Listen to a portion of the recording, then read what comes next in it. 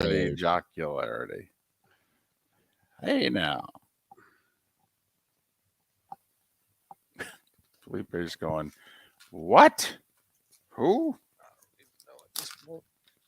That's all right. Apparently, the computer that runs all the commercials on the station is completely blank. So when we run the Florida Sports Net, looking like 5 minutes of dead air on the local station. Not my problem. But I did fix it, and I literally just copied the slate from yesterday and pasted it onto this. But after 10... So their computer is shot. Yeah. Well, or Chris didn't do it. Who knows? Like there wasn't a playlist of things to play set up. I came in here and it was silent. Huh. Did you text him? Yes. Adam, you're back. I was worried. Where you been, buddy? Hey, buddy. After that one dude left and never came back, you never know. So are there commercials running right now? Ah, look at that. What else is new? Debbie Hansen. Real talk. You don't get to hear the promos at the rate I do, David. No, I don't. Another reason why. What were you doing there? You weren't at Disney, were you? If so, you're broke. This just in, Connor McDavid's pretty good. Unblanking believable.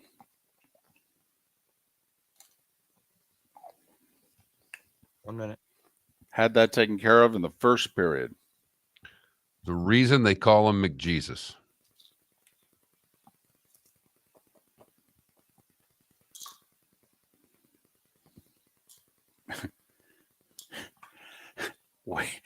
Wait until about a year and a half, 2 years from now, he has to be traded because they're not winning enough. And he goes, I ain't going to be Mike Trout.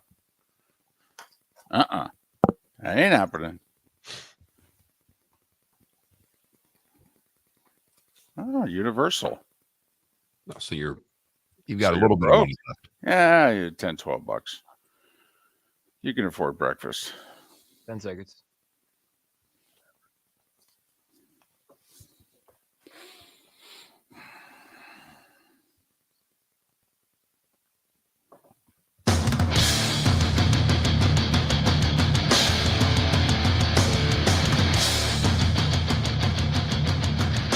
You are listening to Miller and Moulton, exclusively on the Florida Sports Network. And now, here's Mark Miller and David Moulton. It is the second day of March, the first Thursday of the month. We are 2 weeks away from the madness officially, although if you've been paying attention, it's already underway. 4 weeks away from the start of the Major League Baseball season, less than a week to go until franchise tags have to be administered. How the heck are you? Miller and Moulton here on the Florida Sports Network, floridasportsnetwork.com. We got a lot going on, and the PGA Tour is completely different. Kinda. Sometimes. Although I feel like we've seen this before. But you can't say that. Well, we've heard about it before, but based on the ratings, we've not seen it before, David. Well played, Mark. Well played. How are you? I'm doing well. Had a good day yesterday, good night's sleep, watched a little hoop last night, watched a little hockey last night. You know, it is a remote controls paradise right now because there's so much going on that you're just constantly flipping games. I find myself not able to get into any one game. It's like, oh, I don't want to miss this. I don't want to miss that. Between the college basketball, between some good hockey that's going on. NBA last night had another good night. So the sports world is thriving right now. And as you mentioned, we've got free agent tags to apply. We've got free agency about to begin. And we've got a draft to get ready for in 6-7 weeks' time. I'm in good spirits because my first hunch of the week came through. I had been 0 for 2 on hunches. You know, my hunch Monday, not so much. My hunch Tuesday, not so much. Yesterday, my hunch was it's Mike Bray's last home game at Notre Dame after 20-plus years. Come on now. Come on. Plus ranked team going on the road to play unranked team. I mean, come on now. Notre Dame's going to win this game. I don't care what the standings say. Sure enough, Notre Dame won that game and they were getting points. So, I feel as if my breakfast is a little bigger this morning, Mark. Well, you can afford it at least after last night. Right. That'll be $1.99 extra. That's okay. Put it on the tray. I'll take that extra toast. Thank you. I had Notre Dame in 4.5. Yeah. So, but you're right. So much going on. Kevin Durant makes his Phoenix Suns debut. Him and Booker combined for 60. This just in. They look like they could be pretty good. Going to go out on a limb. Okay, they look like they could be a problem out west. I'm just really quickly, quick straw poll of the three of us. Are you rooting for the Phoenix Suns to get to the NBA final? Yes or no? Yes, for ratings. It was a yes or no question. No. Not at all. And that's very anti-me because I always root for teams who have never had a parade. Right, and they win all. First off, for you to say no, David, is such BS. Because who loves the trade deadline more than David Moulton? Nobody. No. Who's got it better than us? Nobody. Who likes the trade deadline more than David Moulton? Nobody. So they go all in at the trade deadline. Yep. Get the best player they can get. Yeah. B, that right. B, as you mentioned, this is an old, long established franchise that's never had a parade. And the number one franchise in that area, too. It's not the baseball team. It's not the football team. The Phoenix Suns are the team in the Valley of the Sun. And you're not rooting for them to get to it. I didn't even say win it. I just said get to the final. And here's why. Because Durant's got 3 extra years on his contract, and I want this storyline to continue. I mean, they can't just come in and win the damn thing. All right.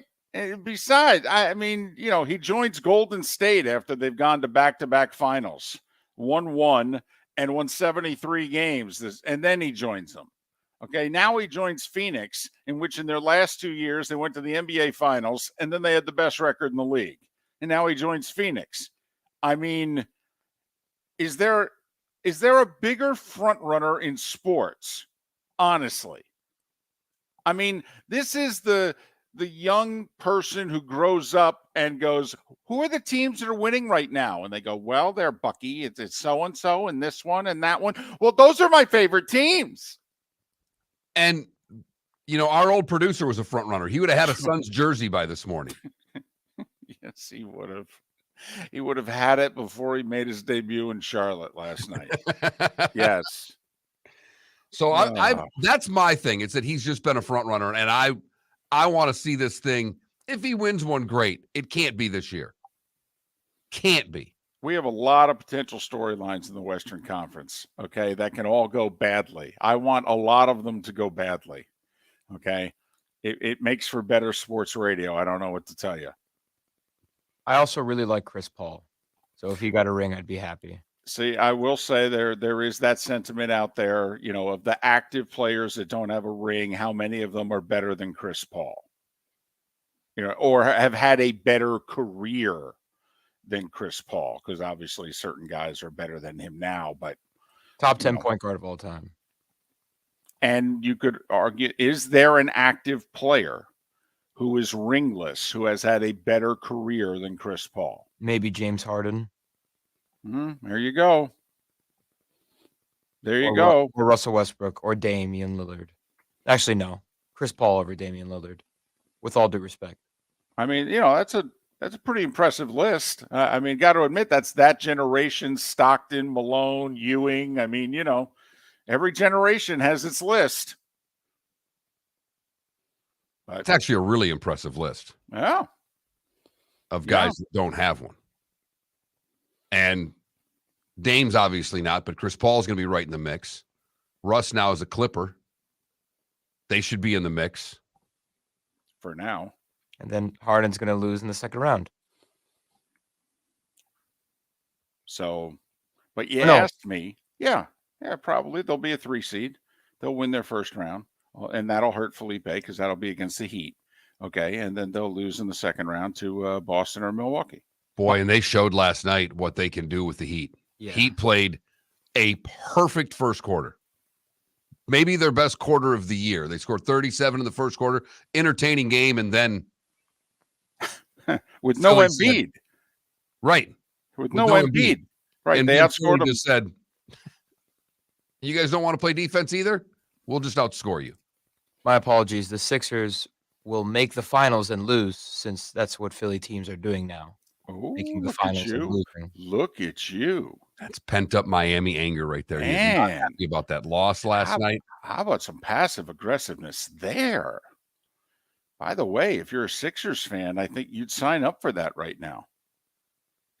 I mean, third best team in the East, and you're saying, hey, you'll get to the finals and then you'll lose. You're like, that's okay. That's 2 rounds further, and I got them going right now. Okay, we can do that. Philly fans lived through 1980. 3 of their 4 teams lost in the finals. Okay, it's all right. They're tougher than you think. Definitely tougher than you think, and they'll let you know. Yes, they will. Yes, they will. But it's a great time of year to be a sports fan. It really is. I know some of you're just a football fan, and I don't really care about the other stuff anymore. You're missing out on a lot of stuff. It's almost too much. It's hard to have a social life and follow all this stuff. It's nearly impossible. It is impossible. It's impossible. That's why you have to get old and not have a social life anymore, Felipe. You're at a tough. I'm at a crossroads right well, now. but you also have your basketball groupies that are your friends that you can watch with. I mean, you're of the age where you should be able to find like-minded people to watch your sport with. Right, but I don't live with them, so it's hard. Felipe, I will say this. Do you know how much easier you have it than the 2 old guys who are on this show? Because we didn't have the internet to be able to catch up with all that we had missed. We didn't have highlights that were being posted on Twitter and a YouTube and this, that, and the other thing where we could catch up on the night in the NBA in 7 to 9 minutes. All right. We had to make sure that we sat down and watched the 60-minute Sports Center. Okay. To catch up on the entire day's events. And it's why old guys moan and complain about Sports Center now with all of the opinion stuff, because it used to be a 60-minute highlight show. Oh, I remember that. And you needed it. And you needed it because you couldn't get it anywhere else. Once you started to be able to get it elsewhere, that's when SportsCenter said, we got to change. Rich Eisen talked about it at the Super Bowl. He said that was the reason I left ESPN, was the SportsCenter was beginning to evolve from me doing the highlights to me introing guests who were breaking down what had taken place. And he said, it's not what I want to do. I want to keep doing the highlights. And then the NFL Network called. So on Sunday, he does the highlights. I truly miss the days of the sidebar Sports Center. Right now, that's just PTI is the only one left with a sidebar that exactly. tells you what's coming up next. No, you're right. And I love PTI. And for PTI that. is just telling you which opinions they're coming up with next on what. So, no, you're right. That It's order, you know? Speaking of PTI, did you ever see the little 30 for 30 they did? And I don't know if it was officially a 30 for 30, but I think it was the 20th anniversary of PTI a couple of years back, in which Kornheiser has a staff meeting. And he says, this is the only staff meeting we're ever going to have. And here's the deal. This show is going to fail miserably. All right. But I don't care because I have a 2-year guaranteed contract. They cancel this show tomorrow, I get paid for 2 years. But you better work really hard, save your stuff, because you're going to be unemployed in a matter of weeks. All right. And he gave his prediction. I give this thing 6 weeks once we air.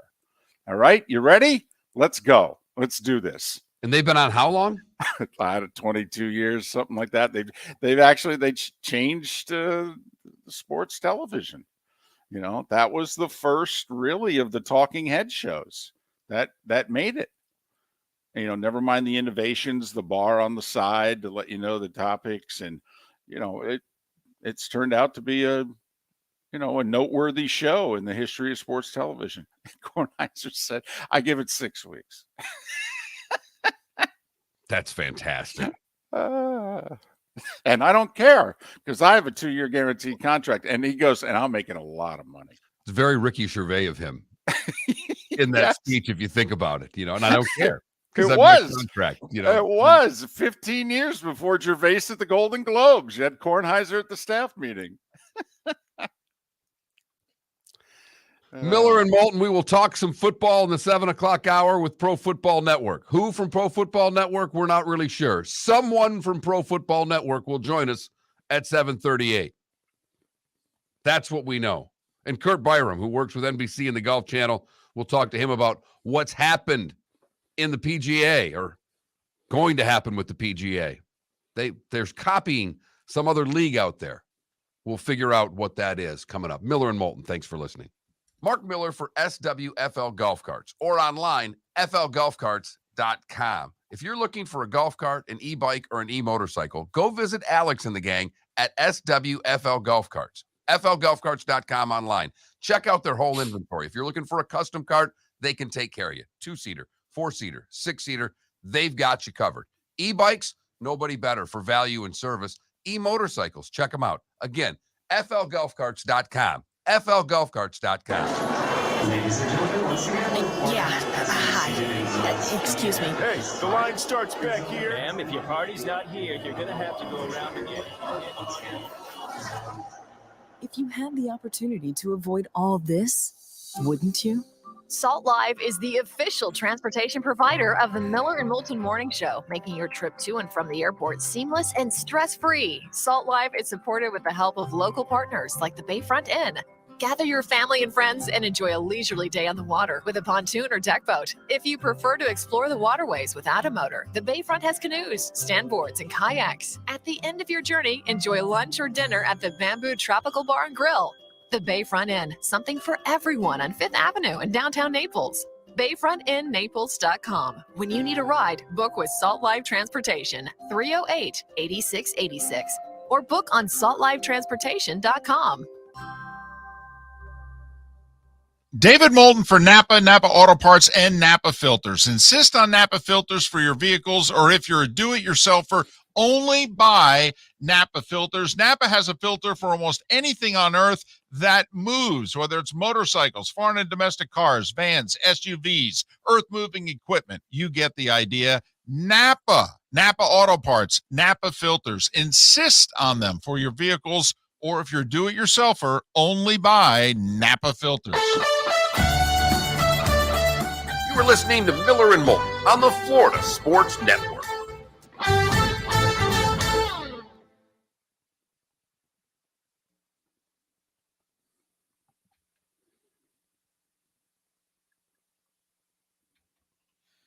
So I got nothing right now for the play of the day. Nada. Also, I went to a baseball game that ended in a freaking tie yesterday. Called spring training. How about Vandy, Kentucky? Vandy guy hit a shot in the lane with 2 seconds to go. Maybe if you wanted something from Alabama, Auburn, I don't quite know how the end of that regulation, but I know Bama came from 17 down to force overtime. Yeah, Auburn missed a shot with 2 seconds left. That's all that. Have no idea if there's any audio about the fight in the Florida-Kentucky women's SEC tournament game. I'd try to find that Vandy one. Yeah, That's what I'm looking for. Also, Stackhouse had a very emotional after the game, in which the guy who hit the shot was his first recruit. And Ambient Heat, I'm with you. The Nuggets do deserve a title. That would be great. You said the Nuggets deserve a title? Yeah. Yeah, I mean, they're the 1 seed. But they've never had a parade. They've had parades in Denver, but that team's... They've never gone to the finals. Right.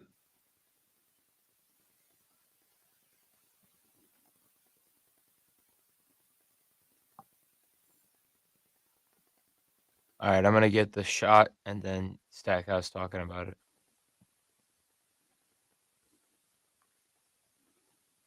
About the recruit.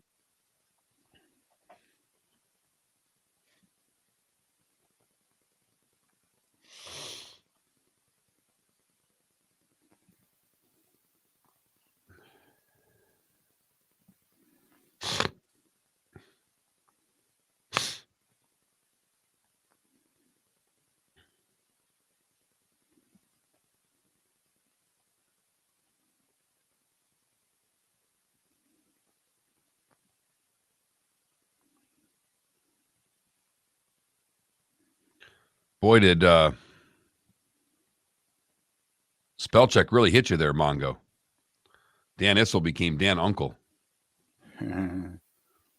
But I knew who you were talking about.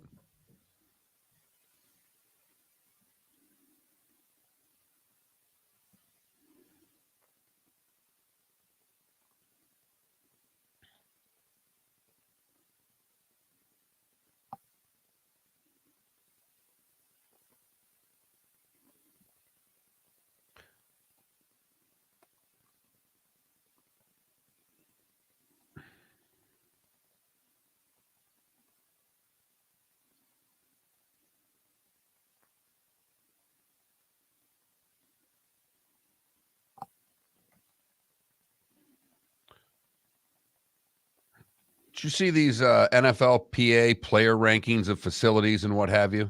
Mm-hmm. Outside of Miami, the Florida teams didn't do very well. They did not. How did Miami do? Miami's considered one of the best. Second Second? second best team according to NFL players on the 8 categories that they were asked to rank teams about.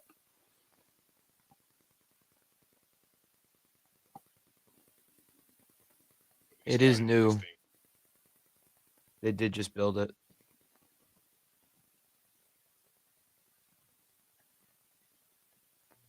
Well, but it's not it's not the stadium. It's It has nothing to do with the stadium. No, I know. facilities. Do they provide daycare? For on the day of games? How do they treat family? Treatment of families, nutrition, weight room, strength staff, training staff, and locker room. Yeah.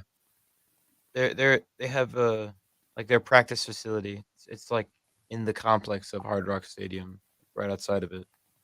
It's brand new. It's really nice. Yeah, the Bengals don't provide a lot of meals. Right. The Ooh. Cardinals charge for meals. The Oh. Jags had a rat problem. The Cardinals, treatment of families, F. Wow. Nutrition, F minus. Here we go.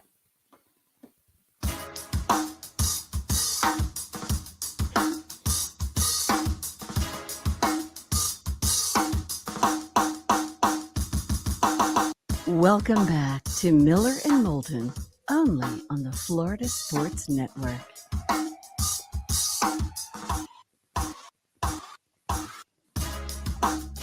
21 minutes past the hour.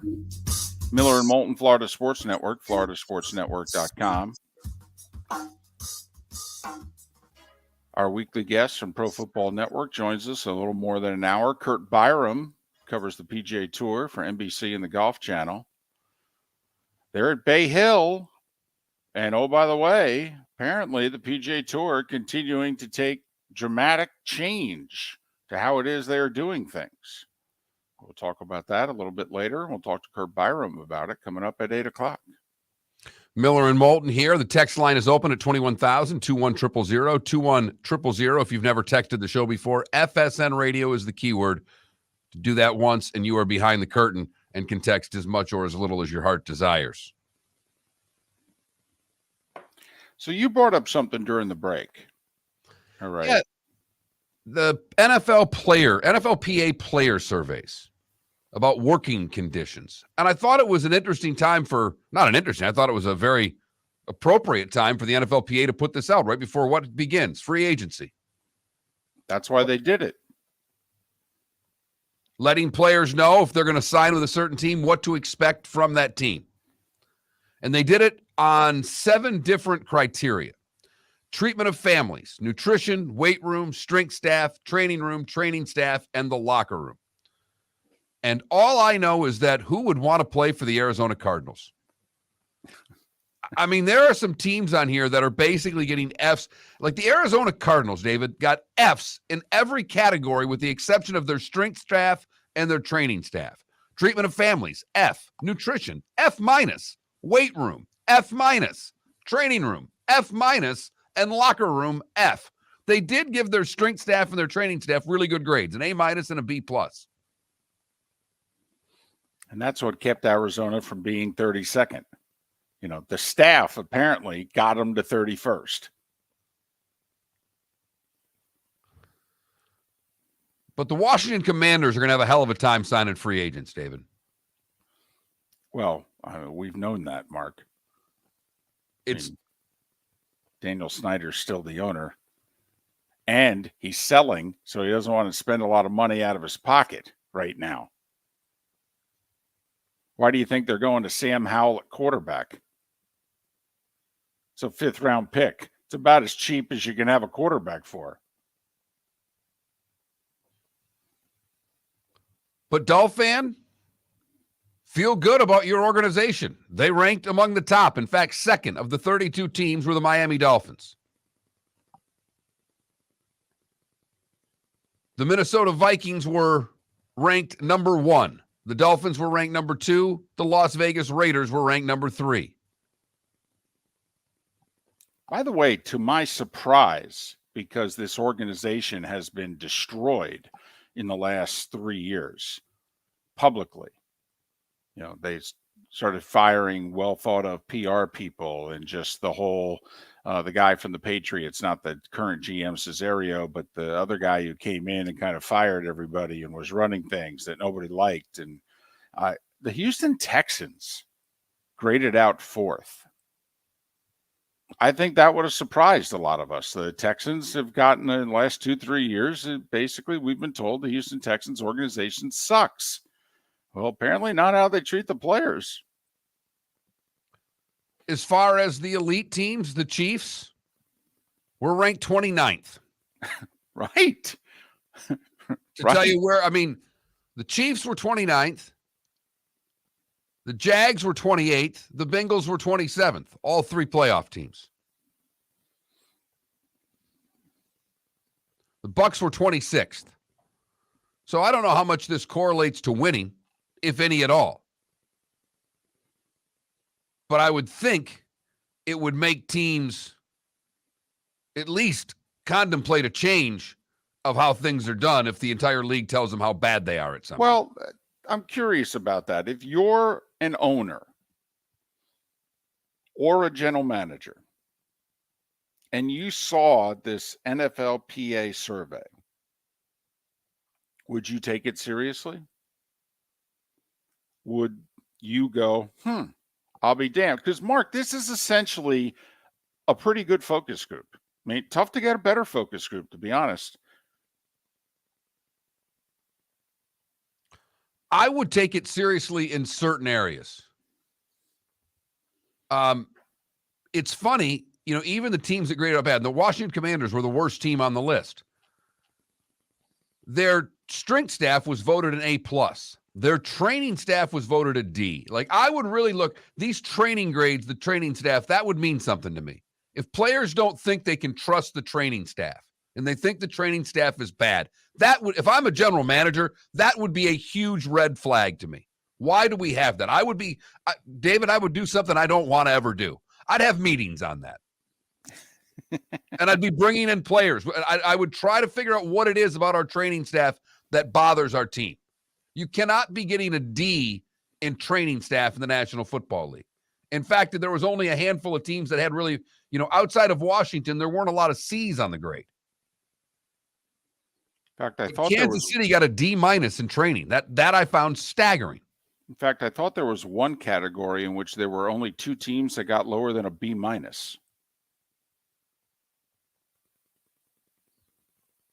I would think, the treatment of families would be something that would be important to my team if I'm a general manager. And the Arizona Cardinals have an F in treatment of families. I might want to find out why. The Cincinnati Bengals have an F in treatment of families. The Jags have an F in treatment of families. The Washington Commanders do too, but that doesn't really surprise anybody. Hell, okay. You see the way he treats his employees. How do you think he's going to treat the family members of the employees? Come on now. For the record, Vikings, Dolphins, Raiders, Texans, and then beginning at 5, Cowboys, Packers, Niners, Giants, Bills, Saints. Rounds out your top 10. Bears are 13, Eagles 14. Jets are 19, Browns and Steelers 21 and 22. Like, once again, I would think reputation. Doesn't it surprise you the Steelers come in at 22, the Chiefs come in at 29? Their ownership is constantly lauded. You know, the Patriots are 24th. That surprises me a little bit because it's kind of like, well, I'm sure, you know, Belichick's not going to go the extra mile, but the thought is that Kraft would. A lot of these facilities, I feel like, are located in close proximity to the stadium, but some of them aren't, right? So I feel like maybe that decreases the grade a little bit. Well, but it's one of 7 categories. Again, the categories are treatment of families, nutrition, weight room, strength staff, training staff, and locker room. And the locker room grades are all over the board. There are a lot of bad, lot of D's, a lot of bad locker room grades out there. Like the Chiefs get a D- for their locker room. Now, let's be honest. Okay? Money talks. And that's why I asked you, Mark, how important do you feel this really is? I think it's where some of this stuff breaks a tie, but I don't know how often these issues get discussed during free agency. I'm with you on breaking the tie. I think just more if I'm a GM, there are some of these things that would concern me. The 2 teams that have training staffs that are voted that lowly, I would be extremely concerned about that. I don't know how much the locker room really matters at the end of the day. But I thought it was an interesting list. It comes out right before free agency, and we'll see teams on the bottom sign really good players, and we'll see seats at the top. I mean, at the end of the day, David, what you talked about, who's paying the most money?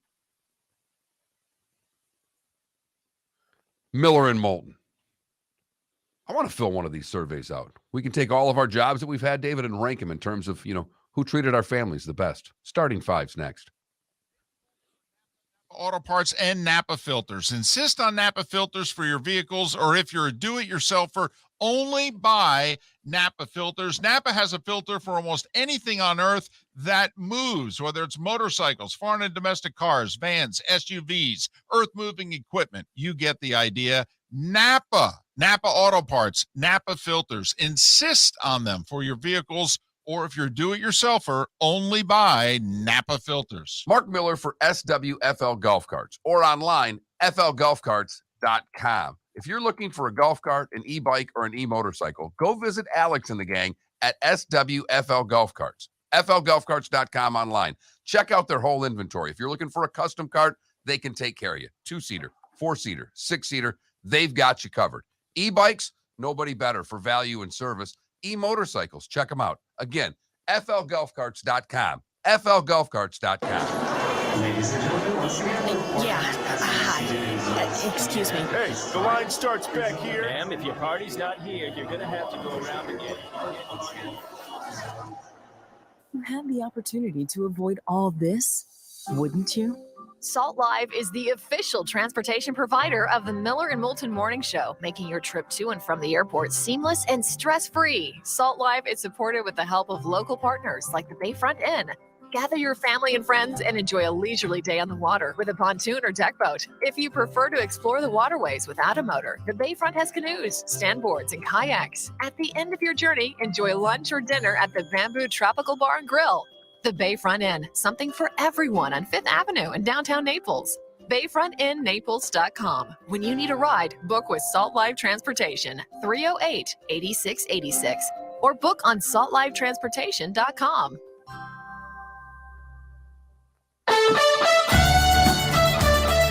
You are listening to Miller and Moulton on the Florida Sports Network.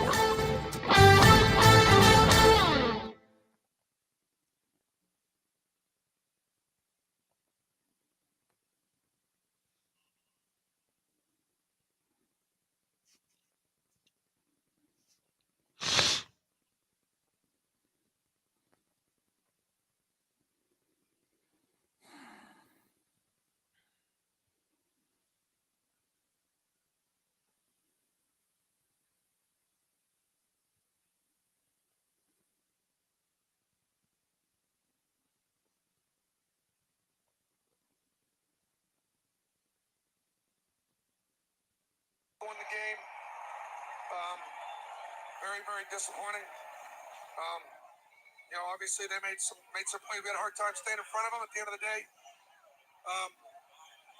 I'm just sick and tired of our guys getting smashed down there. Smashed! Oh my. Talk about the final possession in regulation, Coach. Message to your ball club after this one, Bruce. Just we played hard, played well. If that's the number one team in the country, come on the road, hostile environment. But we needed that one to get the NCAA, and we didn't get it. Dylan Cardwell's hurt. He's probably not going to play against Tennessee because of his injury. We need his physicality. He got fouled down there at the end of the game. So, Coach, just talk about what Saturday represents now. We'll get ready to play Tennessee. We were incredibly outmanned at the end. Had 4 guys on the bench in foul trouble. That she was starting to build up some Joke! Auburn head coach Bruce Pearl joining us tonight. Oh, that was Bruce Pearl? Yeah. That's Bruce Pearl losing his mind about the officiating last night on the post-game radio show. That's fantastic. I hate that, by the way. That college basketball, well, I don't know if it's just FGCU that does this, clearly not since they were doing it. You just lost, and the coach immediately has to go to the table and get interviewed. Oh, no offense, Felipe. Suck it up. Right, Yeah, okay. suck it up. Yes, you lost. You won. Whatever. Sit down. Answer 2 questions. Go into the locker room. Give me a break. That's what post-game press conferences are for. Yeah, but here's the deal. ESPN Plus only lets you stay on the air for about 3 minutes after a game, tops. So that's, if you're in control of those broadcasts, do you want your fans to hear from your coach? Yes, you do. Yes. And so that's why you say to the coach, it's not ideal. I know you'd like 5 minutes to cool off or what have you, but I don't know what to tell you. When you're done with the handshake line, you work your way around the table, you sit down, you answer 2 or 3 questions. It's really hard. I'm just thinking in Bruce Pearl's perspective. I'd be freaking pissed too. I get it.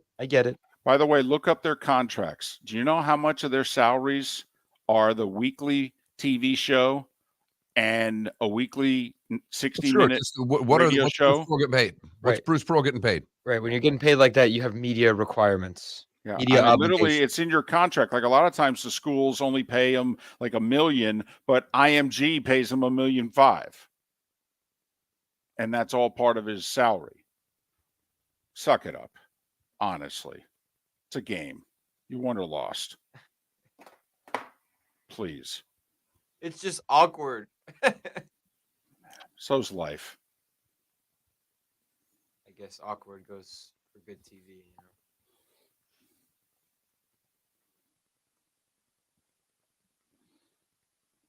And by the way, you either talk or you don't. You don't talk when you win, and don't talk when you lose. You either There, now we're talk or talking. you don't.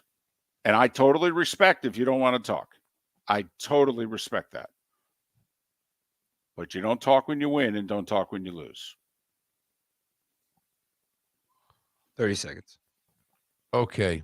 The mock draft on CBS Sports has Jalen Carter dropping to 17 because of this. No, we can talk about it.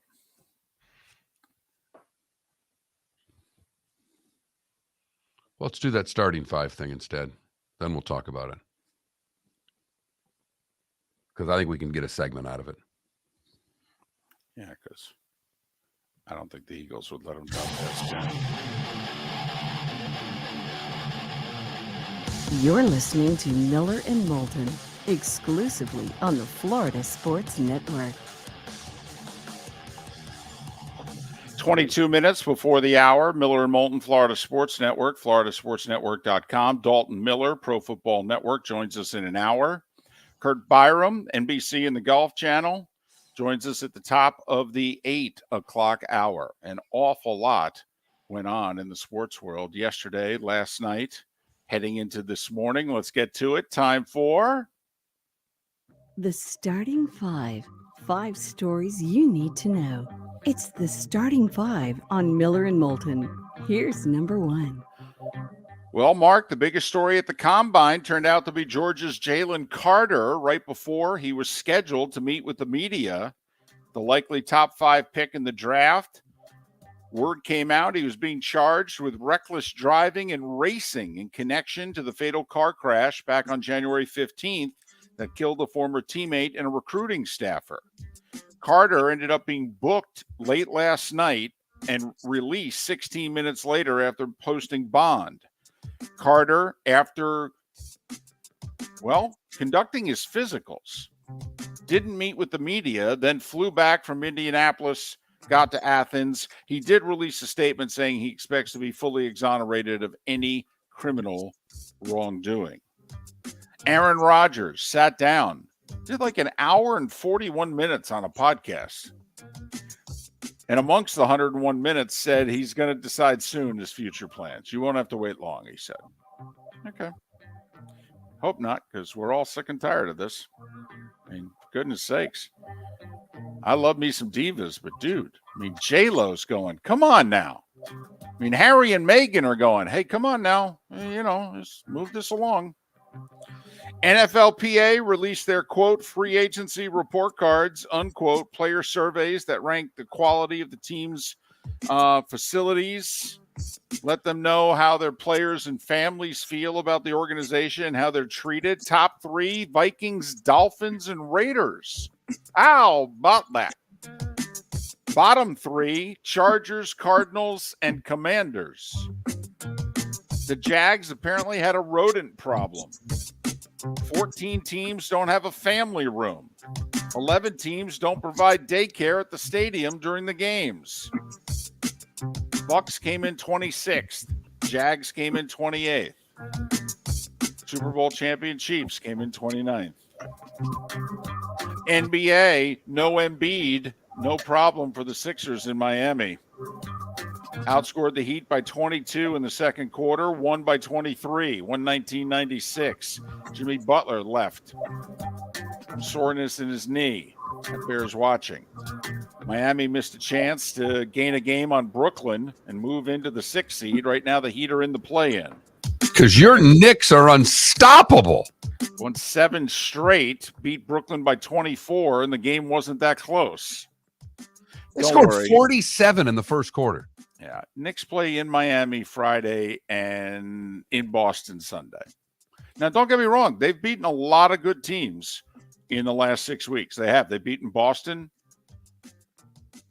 They beat Philadelphia. They've beaten Cleveland. Their record against teams with a winning record in the last 6 weeks is good. But they play the Heat 3 times between now and the end of the month, and they're going to Boston Sunday. So we'll see. They're a game behind Cleveland, though, for the 4 seed in the East, because Cleveland lost to Boston 117-113, Tatum with 41 to overcome Donovan Mitchell's 44. Magic, no problem for the Bucks. Milwaukee won their 16th in a row, the second of a back-to-back, and they beat Orlando by 22. How do you like scoring 117 and losing by 22? It's like that's the NBA today, David. Brooklyn scored 118, lost by 24. Right. My defense goodness. is optional. KD with 23, Devin Booker with 37. So do the math. If those two are going to combine for 60 every night, I don't know. The Phoenix Suns might be a problem. They were for Charlotte, 105-91. Other NBA scores, Bulls are a game back in the play-in in the East. They edged Detroit by 2. Memphis now 2 up for the 2 seed in the West. They beat Houston by 14. The Lakers, no LeBron, no problem. Second of back-to-backs. They won at OKC. They're a game behind Utah and New Orleans for the final play-in opportunity in the West.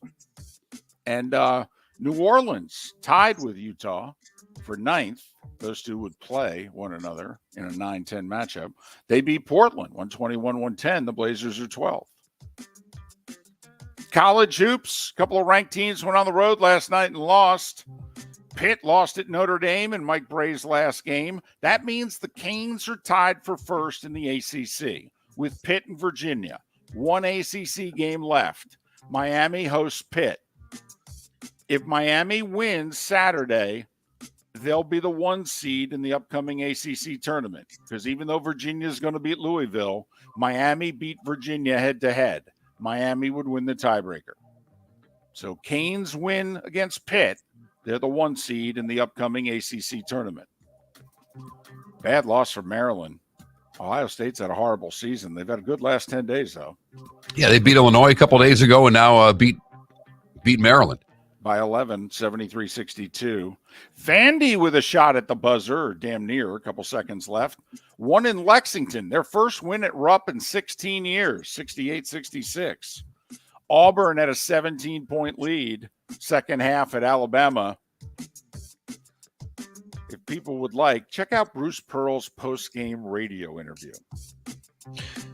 It's safe to say he felt that the calls didn't go his way in the second half. Very safe assumption, Mark. Very safe.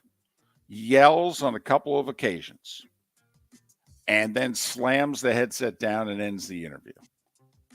It's a minute 24. It's glorious. Alabama in overtime, 90-85. A couple of games of the night, though, in the Big East. Xavier went on the road, beat Providence in a battle of top 20 teams, 94-89. And TCU's win against Texas gives Kansas the regular season Big 12 title. Oh, my. Remember what we said last year when the Mets had like a 10-game lead on the Braves? We're taking the Braves to win the East. All right. You remember when Kansas lost 4 in a row and they were in like 6th? Yep, I do. And we said, yeah, we're taking Kansas until proven otherwise. Yeah, your 1 seed in the upcoming Big 12 tournament will be the Jayhawks of Kansas. Thank you very much. 75-73 TCU. South Florida whooped up on Tulsa last night by 16 at home. And I don't know if they're in trouble, Mark, but Northwestern stagger into the finish line here. 2 weeks ago, they were playing better than everybody in the Big Ten. I don't know if they've won since. Penn State went to Evanston last night and beat Northwestern in overtime, 68-65, a huge win for the Nittany Lions, who had that heartbreaker at home against Rutgers earlier in the week. They were on the first 4 out on the last spot. They moved to the second spot. Right now, according to Shelby Mast, Michigan's the last team in. Wisconsin's the first team out. Penn State is the next team out. Wow, 3 Big Ten teams there for the final spot. Women's hoops, South Florida winner at Cincy by 30. There was a fight in the SEC women's tournament. Yes, there was. Kentucky and Florida. Kentucky player did not like the way the ball was handed to her after a made basket. She thought it was shoved in her face. So she threw the ball at the player. That would have just resulted in a technical. But then she ran down the court and went after her. 4 players from each team ended up getting ejected. I think they ejected everybody who left the bench. Florida lost by 15. FGCU won by 42 against Lipscomb. Otherwise, in-state, rough night. Stetson lost, North Florida lost, Jacksonville lost, and UCF lost by 10 to Tulsa. Mark, in that FGCU game, they were down 10-1. And after that, they outscored Lipscomb 100-49. I'd say that plays. There was a run in there somewhere. I'm sure of it. Where do you want to go next? We don't have enough time to talk about all the trades in the NHL, for goodness sakes. And we didn't think there were any players left who could be traded. The NHL understands a trade deadline, folks. Damn right they do. They start 3 weeks early and they just keep trading guys. Lightning made a small move. They get forward Michael Isamont from San Jose. They gave up Vladislav Nemastinkov. Penguins acquire Granlund from National for a draft pick. Ottawa acquires Church-Run, the young defenseman from Arizona, for a couple of draft picks. The Wings trade off a guy and sign a guy. They keep Dylan Larkin, gave him a boatload of money, 8 years, $70 million. Okay, and then they trade Ronick to Vancouver, which is an interesting trade because Vancouver sucks. And Detroit got a first-round draft pick for it. According to everybody, they fleeced, and I mean fleeced. Every trade grade I saw was a D for Vancouver and an A for Detroit. LA Kings send their all-time great goaltender Jonathan Quick to Columbus. All right. And they get, however, a top 4 defenseman and a better goalie these days in return. They also sent draft picks, a first and a second rounder, to Columbus. That trade considered a win-win. Caps and Lars Eller to Colorado for a second round pick. All right. That's just some of the deals from the contenders. As for on the ice, Rangers edge Philly in overtime 3-2. Devils beat Colorado 7-5. The story in the NHL, however, is Connor McDavid. He's had 5 consecutive multi-goal games. 5 games in a row. No one from Edmonton's ever done that before.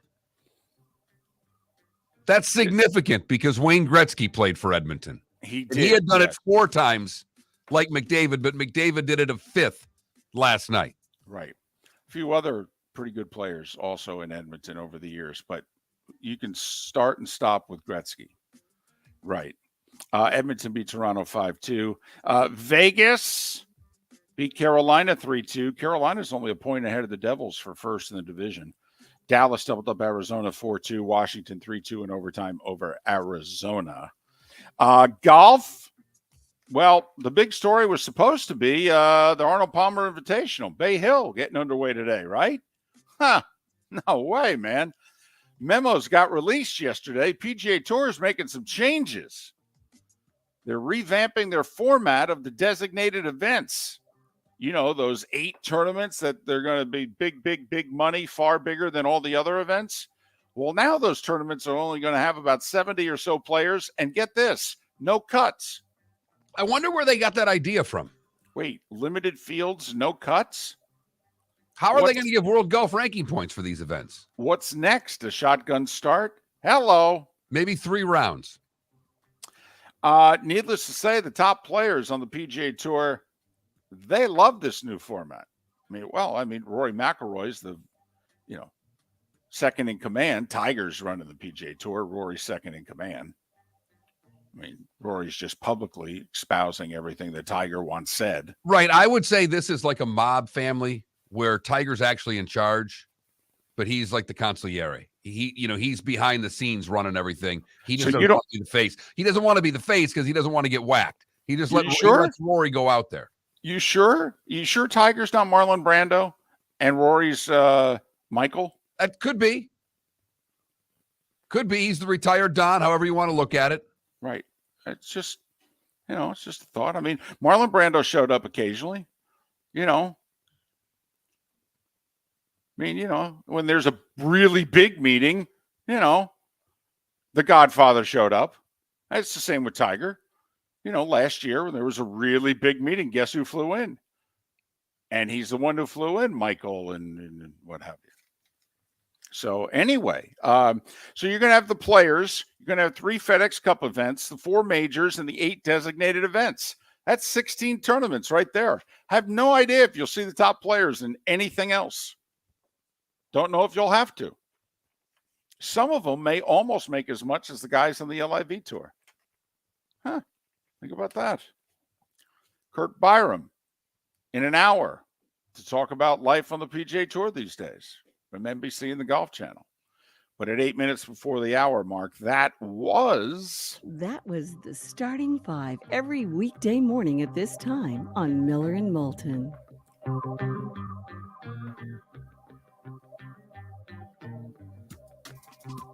I miss anything significant? Not at all. Okay. All right. Not at all. Dalton don't have enough time to do an NHL trade deadline show. That would take 10 hours. Unbelievable. I mean, it deserves its own podcast. I mean, just when I think I could maybe call Greg Wyshynski and get him on the show, too many deals are made. I'm like, this guy's too busy. I can't bother him now. Get him after the deadline. Get him next week to sort everything out. Right, after he's had a nap at least. Damn. Dalton Miller, Pro Football Network, in about 45 minutes. Well, that's going about Jalen Carter. And where does he think he goes in the draft now? Huh? He's not going 17th in the draft. No, he's not. Come on now. No, he's not. No. I think Pete Carroll at 5 is laughing hysterically. He's like, wow, this guy's going to fall to us? That's fantastic. Miller and Moulton. Florida Sports Network. Mark Miller for SWFL Golf Carts, or online, flgolfcarts.com. If you're looking for a golf cart, an e-bike, or an e-motorcycle, go visit Alex and the gang at SWFL Golf Carts, flgolfcarts.com online.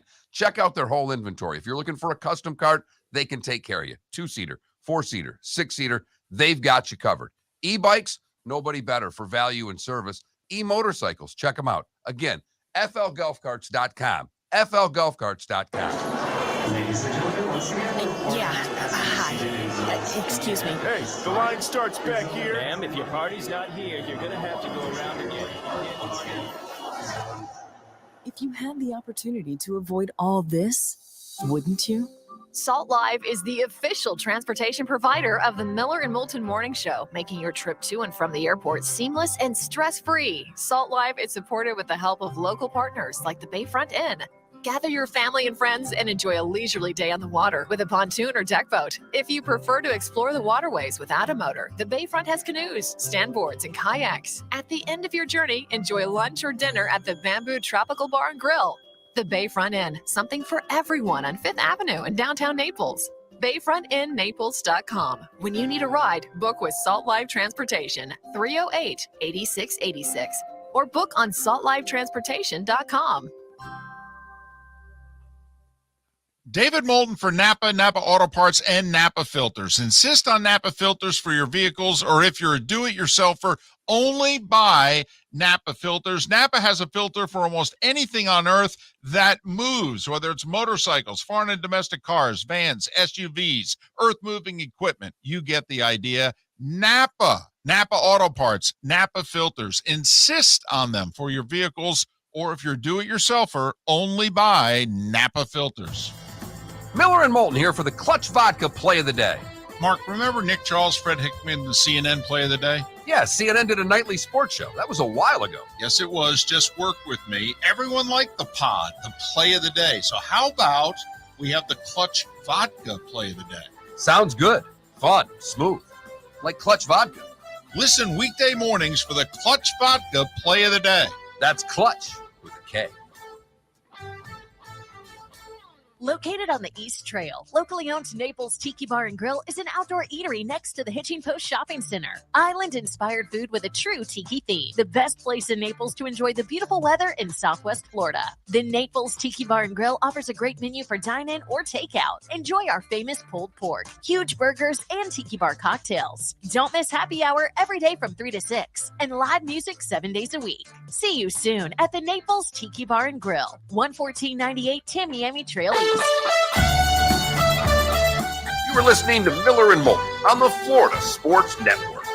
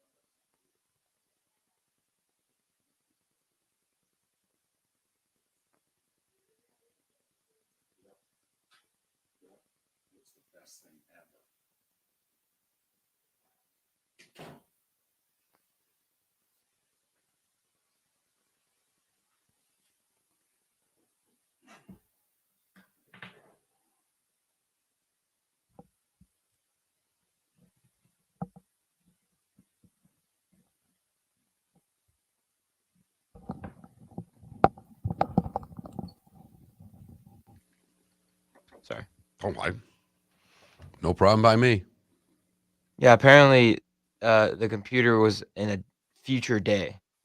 Like it was on like March 5th or something like that. Gotcha. And they haven't uploaded March 5th yet. No, that happened.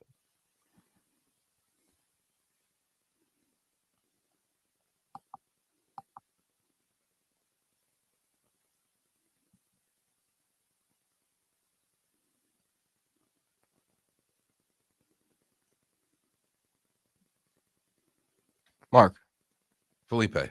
in your 15 plus years of living in Lee County, have you ever been to the Lee County Fair? No. I went last night. I freaking hate fairs. They're so much better when I was a kid. So much better.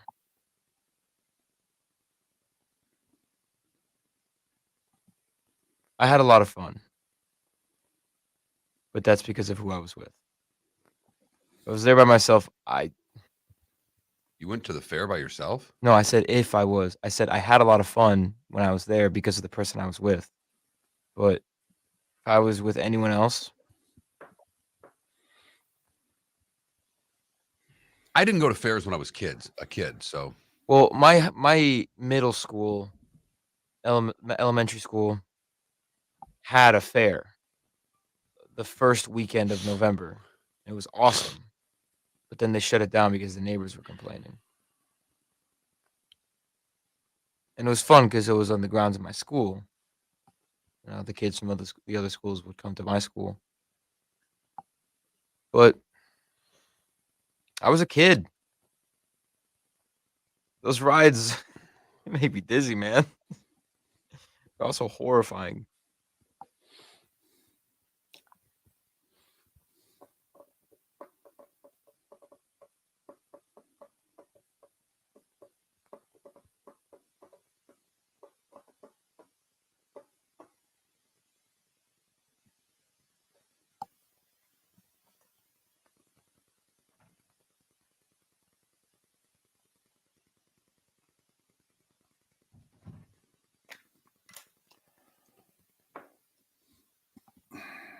"30 seconds." If you say so. You say so. Yeah, I think the Bears are moving too. The Bears are a notoriously cheap organization. They just bought up all that land. I mean, they could, in theory, spin it off and sell it, but Here we go.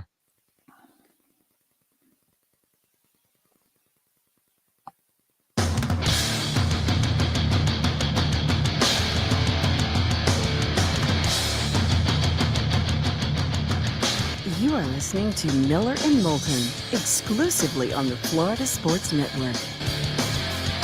And now, here's Mark Miller and David Moulton.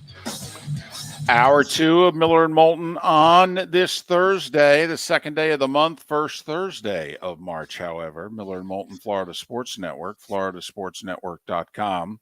2 weeks today, the NCAA tournament officially gets underway, although there's plenty of madness that has already taken place and will take place between now and then. Major League Baseball season officially begins 4 weeks from today, which I believe means the Masters is 5 weeks today. So there. Huh? I love it. Fortunately, they'll still have cuts at the Masters this year. They will. They will. Curt Byrum will join us in an hour from NBC and the Golf Channel. We booked them just to preview Arnie's tournament at Bay Hill. It was nice of the PGA Tour to give us some news yesterday. Now we can talk to Curt about it. He's actually, I think, one of the perfect guys to talk to about it, because while he won on the PGA Tour and had some really good years, most of his 15-plus years, he was a grinder. And so his status year to year, it might have been in question as to whether or not he would have gotten in these, we could call them special events, Mark. Well, didn't they try? I mean, they had these special events a while ago. The World Golf. Yeah. Top 64 events for match play. And yeah, the WGC events, they've got 3 of them, and those are special events. Right. And those events are boring, for the record. Well, I mean, I think for the most part, I think the PGA Tour's limited events are boring. The Tour Championship's a bore. We start a guy out with a 10-shot lead. Great. What's the drama of the second to last tournament's really who's going to be in the top 30. And so, did you like last week? The leaderboard, the battle at the end, and the compelling stories. They really were. They were fascinating stories. You had the journeyman who on and off the course had battled a lot, hadn't won in nearly 8 years. Then you had the guy who's just made his way onto the tour, was playing in his 12th ever event. Okay, and he damn near won. And winning on the PGA Tour does change your life. And you had the sidebar story of the guy who finished 4th. It was a Monday qualifier. mean, that's part of the allure of the tour, is that you can go have a good week and make something happen. And they're eliminating most of that in these big events. Well, yes, for the big events, but then they're also saying we got 30 other events. Okay, so we have plenty of tournaments for the other guys, plenty of opportunity for the other guys who also, they argue, Mark, Rory was pounding the table yesterday saying, listen, if you win the Honda, you've won your way into the designated events the rest of the year. You've won your way into the WGC events, into the majors, into the designated events. So don't tell me the other tournaments aren't important. And yeah, maybe an early season designated event you're not in, but you could get in the later ones. So that's their argument. But Rory's argument also, when asked about, hey, these, special fields of 70, 80 players that are going to be no cuts. And he's like, well, we want the stars to be there on the weekend. Once again, for television purposes, for gallery purposes. For gallery purposes, because if they're at the bottom of the leaderboard, they're not getting a lot of TV time. True. In these events. I mean, there's only 3 hours that they're on television. They might get some Golf Channel time. But other than that, it's not going to do much for the ratings if Rory's T64 heading to the weekend. So that was Rory selling it yesterday. And needless to say, I mean, Rory and Rahm and Scheffler and what have you, I mean, this is great.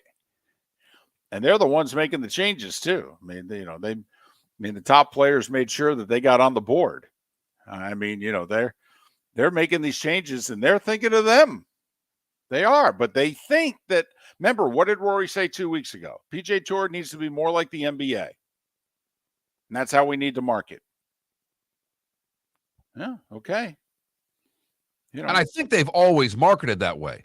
I mean, at least for the last 15 years, they marketed that way. They marketed Tiger. Every tournament he was in, that's all they marketed. They've never not marketed towards their stars in the sport, though. I mean, they really never have. That's the only thing they can market.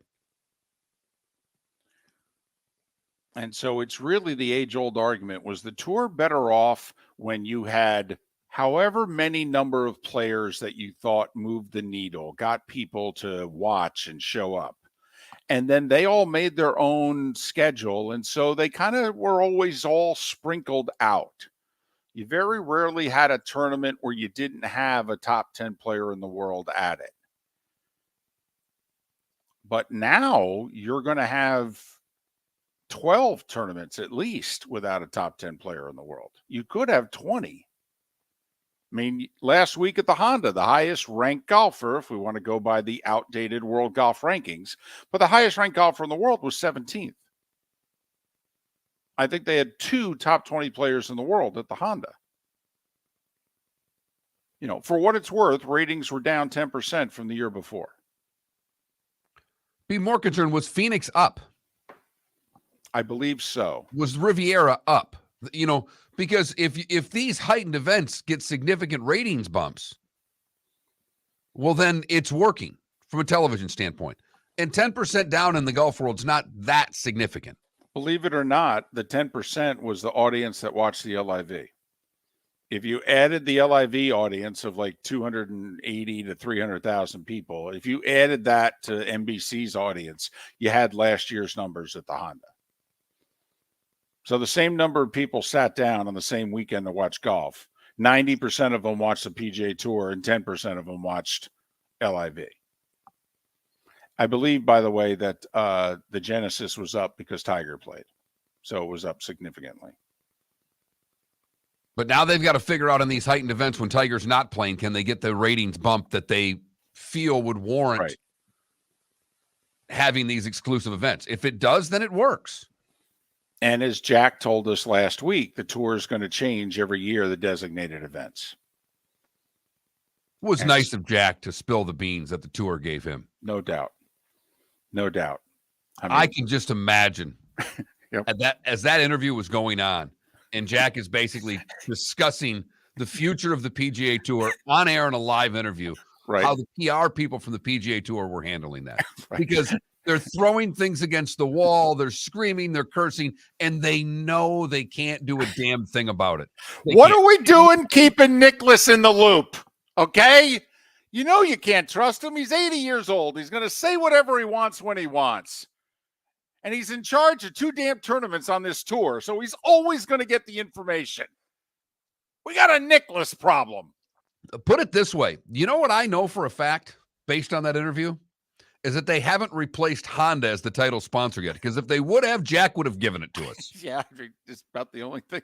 I mean, he said we're going to have a new sponsor, but he didn't say which one. So you're That's right. 'cause they don't have one yet. If they would have had one, he would have announced it. He sure would have. Hell, he might have switched hats like a NASCAR driver and put it on. Might have worn the shirt. Speaking, by the way, of NASCAR and sponsorship, quick sidebar. You know, our buddy Ross Chastain, because this is Harvick's last year, and Harvick's got Anheuser-Busch. And Anheuser-Busch is basically saying, yeah, we think that money's going to go to trackside and Ross Chastain. Interesting. As to just where they feel he is on the pecking order of NASCAR drivers and where certain really historically big companies in that sport are going to spend their money. Very interesting.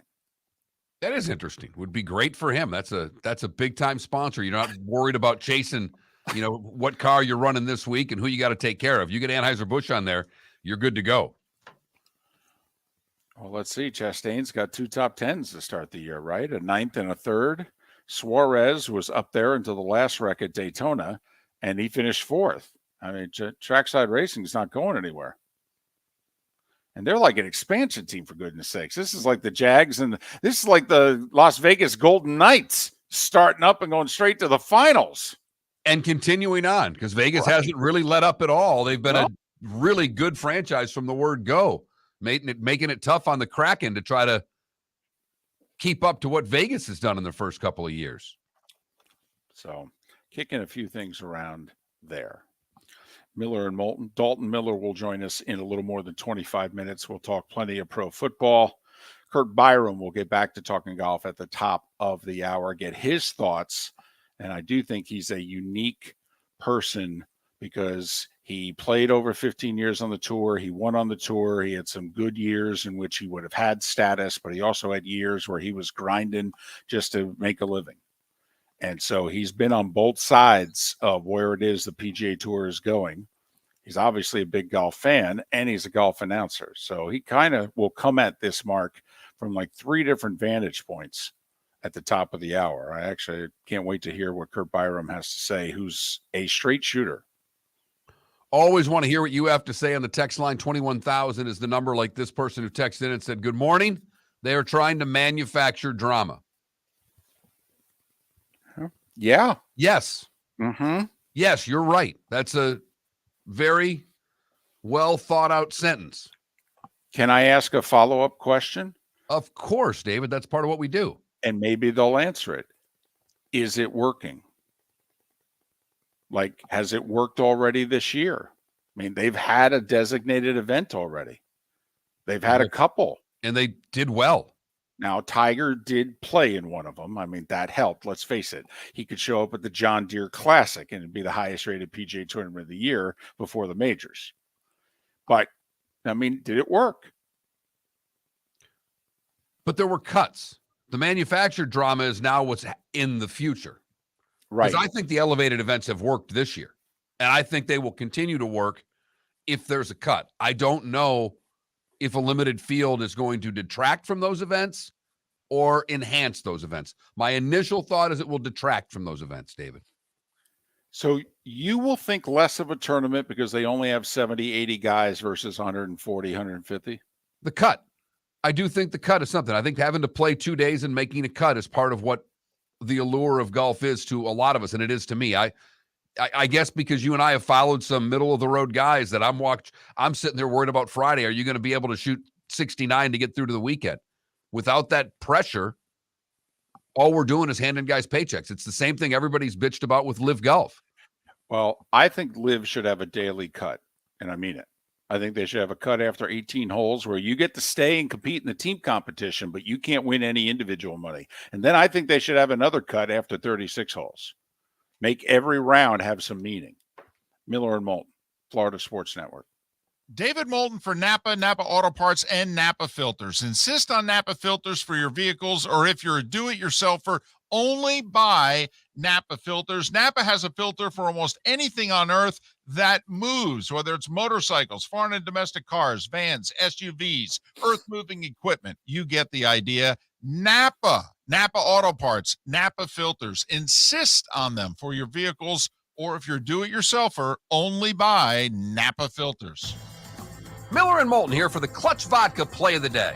Mark, remember Nick Charles, Fred Hickman, the CNN Play of the Day? Yeah, CNN did a nightly sports show. That was a while ago. Yes, it was. Just work with me. Everyone liked the pod, the Play of the Day. So how about we have the Clutch Vodka Play of the Day? Sounds good. Fun. Smooth. Like Clutch Vodka. Listen weekday mornings for the Clutch Vodka Play of the Day. That's Clutch with a K.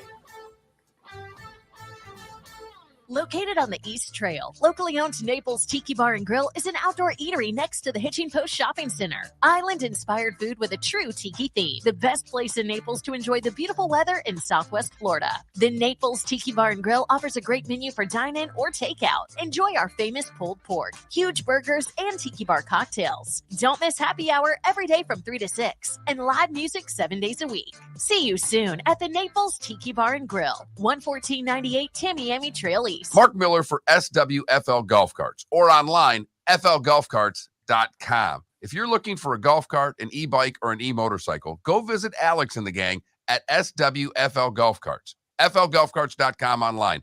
Check out their whole inventory. If you're looking for a custom cart, they can take care of you. 2-seater, 4-seater, 6-seater, they've got you covered. E-bikes, nobody better for value and service. E-motorcycles, check them out. Again, flgolfcarts.com. flgolfcarts.com.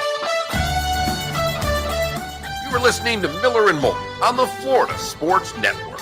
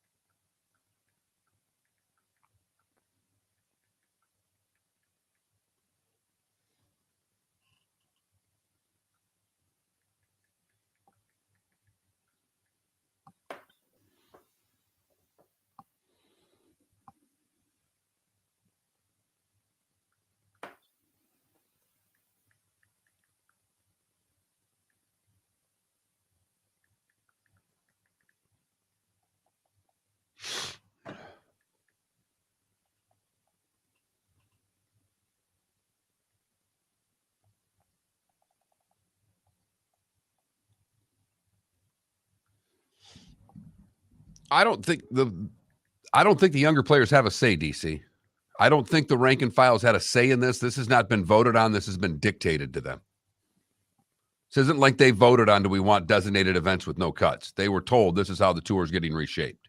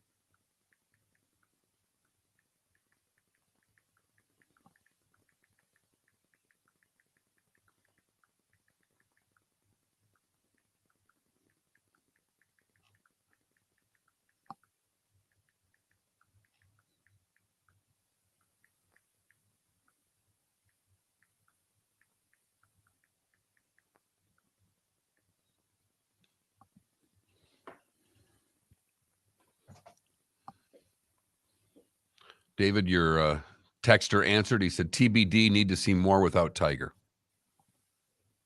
Fair enough.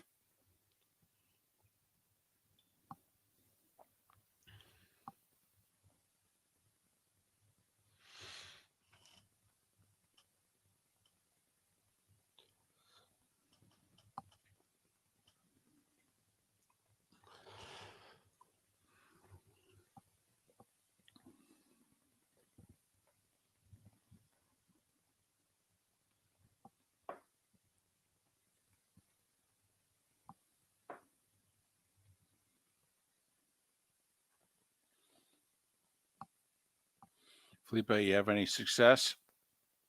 With the play, yeah, I got it Okay. ready. All right. And I got Stackhouse audio as well. Oh. How about that?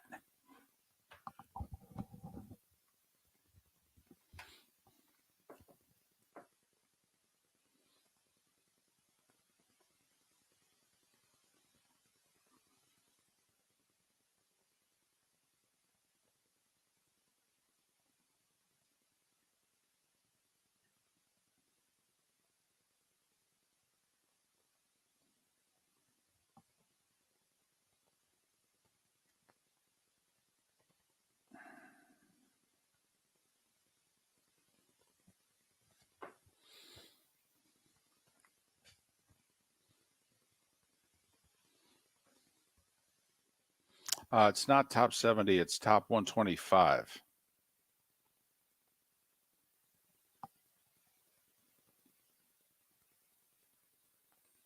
Now, we'll say the changes they're talking about apparently is going to make it even more punitive, the difference between 125 and 126.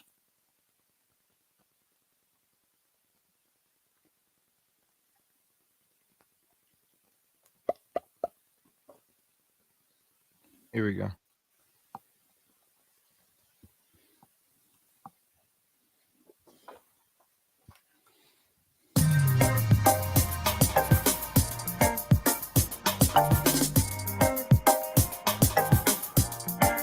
Welcome back to Miller and Moulton, only on the Florida Sports Network.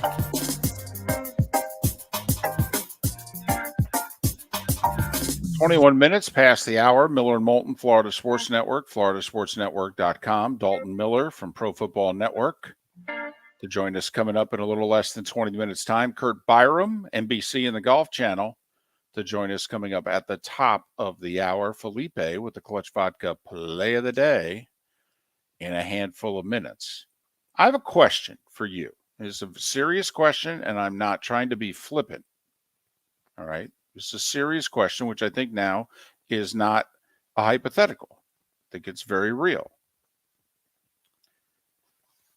If Jalen Carter is guilty of what he's accused of and has now been officially charged with, he was booked late last night for under reckless driving and racing in connection with a fatal car crash. Now, his car obviously was not the fatal car crash, but the car that he was allegedly racing was the one in which the driver, the recruiting coordinator, and a teammate of his were killed. Is that enough for you not to draft him? No. That's not Okay. enough. Okay. I would still draft him. Technically, I believe both these charges are misdemeanors. You know, for those that wonder, well, is that a felony or is that a misdemeanor? I believe he was charged with misdemeanor reckless driving and misdemeanor racing. All right. Now, Canada Relief in our Twitch chat room is, should the NFL step in? Well, he's not a part of the NFL yet. Not a part of the NFLPA. He's not a union member. He hasn't been drafted yet. This incident took place before he's going to become a member of the NFL. Now, will they step in? We all think they will. I could see him being suspended for the start of his career. But, I mean, was Joe Mixon penalized by the NFL? No. For what he did in college? I don't believe so, no. Or did the NFL just said, listen, we're not crazy about it, but He did it in college. You know, he didn't do it in the NFL. He didn't do it on a payroll. Just George's, but I'm bummed. So it's a serious question. It's to all of you as well. All right, let's just assume the worst, that Jalen Carter is going to be found guilty of reckless driving and racing. Because what seems, what is legally guilty versus what is common sense guilty. I mean, if he was driving the other car, which I'm not sure if he was, but I believe the charges indicate they believe he was driving the other car. It certainly seems, Mark, because apparently the highest rate of speed of the car involved in the fatal crash was a little over 100 miles an hour. And I believe at the time of the crash, when it made contact off the road, it was over 80 miles an hour. So I think common sense, whether the legal system will say that there was some reckless driving and racing going on. I think as a general manager of the team, you can come to the conclusion that you and your fan base are going to go, well, damn, I mean, he was doing something 2 a.m. There was probably some drinking involved because there was with the people in the other car. And damn, this is not good. No, it's not. And it's an awful tragedy. And I don't want to take away anything from what happened to the 2 people who died. I'm right. Trying to right separate them for the moment. Exactly. I don't think the team that ultimately drafts him, wherever they draft him, are bad people because they draft him. I know they're going to get accused of it. Even if these charges go away, okay, they will be accused of it. But I'm just wondering if you're Chicago at 4, like, is this something where you take him off your board? Well, Mike Tannenbaum thinks that it is, for the record, thinks that he will drop significantly because of it. The interview, the CBS Sports mock draft that I looked at this morning just happened to be up when I was checking something else, and I flipped through it. Now, this is the worst mock draft I've ever seen in my life, and the guy should lose his job for having it, but he has Jalen Carter going 17th to Pittsburgh. That's not why he should lose his job.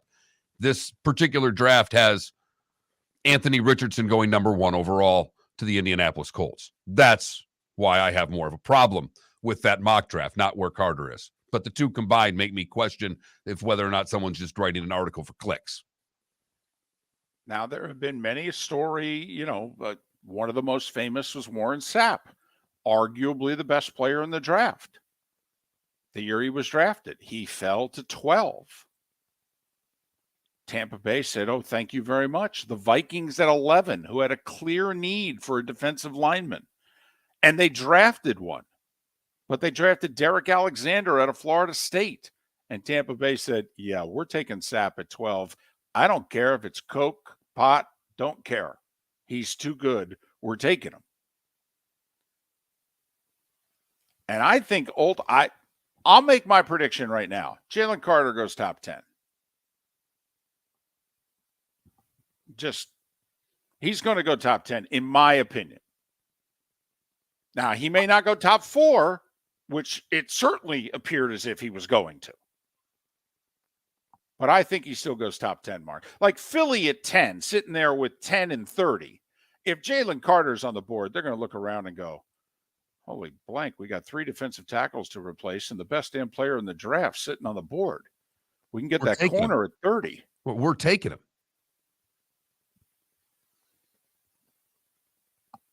So I'm with you, David. I think he goes top 10. I don't think this will affect his draft status hardly at all. Time now for our Clutch Vodka play of the day. Felipe, what do you have for us today? Vanderbilt at Kentucky. Jordan Wright, Jerry Stackhouse's first recruit ever at Vanderbilt with the clutch shot with time winding down. Time winding down. Jordan Wright for the lead. Yes! 2.6 to go. And then here's Jerry Stackhouse after the game talking about his first recruit ever at Vanderbilt. Because we started in this thing together. This is my very first recruit, this first guy that I signed at Vanderbilt. So I get a little bit emotional with this one right here. Because he's, that's what it's about. That's what it's about. That's what it's about. This is a great moment for us, great moment for our program. And I'm glad that he was able to help us do it tonight. and that player was sitting to Jerry's right, and he took his right arm and he put it on the kid's back, and the kid in turn took his left arm and put it on the coach's back to console him, as you could hear Stackhouse's emotion. When Stackhouse took over at Vandy, they were winless in SEC play. They won 10 games this year. They went 10-7 in conference play so far. It's pretty impressive in 4 years, the turnaround he's had with the Commodores, and it's our Clutch Vodka play of the day. Clutch Vodka, that's Clutch with a K. I think the tournament's going to be like this. I really do. I think the tournament is going to be so many close games, so many one-possession games in the final 30 seconds. It may end up a 5-6 point game at the end because of free throws, but I just think, Mark, there is not much separating these teams at all. I mean, Kentucky's going to be a 9 or a 10. I mean, outside of the top 2 seeds, who don't you think they can really play with? And for that matter, if they get a Houston who can struggle to score, you don't think Kentucky can stay in that game? I just think it's going to be. I think Kentucky could stay with a Purdue. Yeah, I think it's going to be a great tournament. And you can have a great tournament, by the way, and not have a ton of upsets, but just have 30 close games. And I really think that's what we're going to get. Oh, we'll get upsets.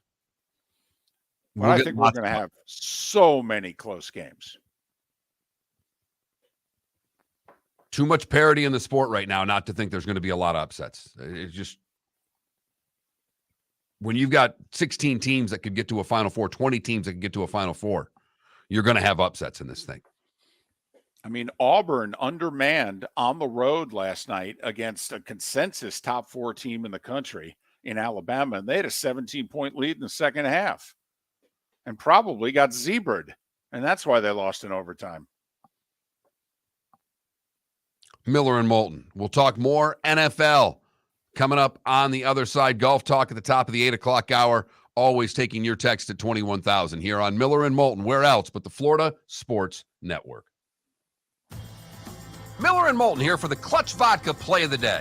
Mark, remember Nick Charles, Fred Hickman, the CNN play of the day? Yeah, CNN did a nightly sports show. That was a while ago. Yes, it was. Just work with me. Everyone liked the pod, the play of the day. So how about we have the Clutch Vodka play of the day? Sounds good.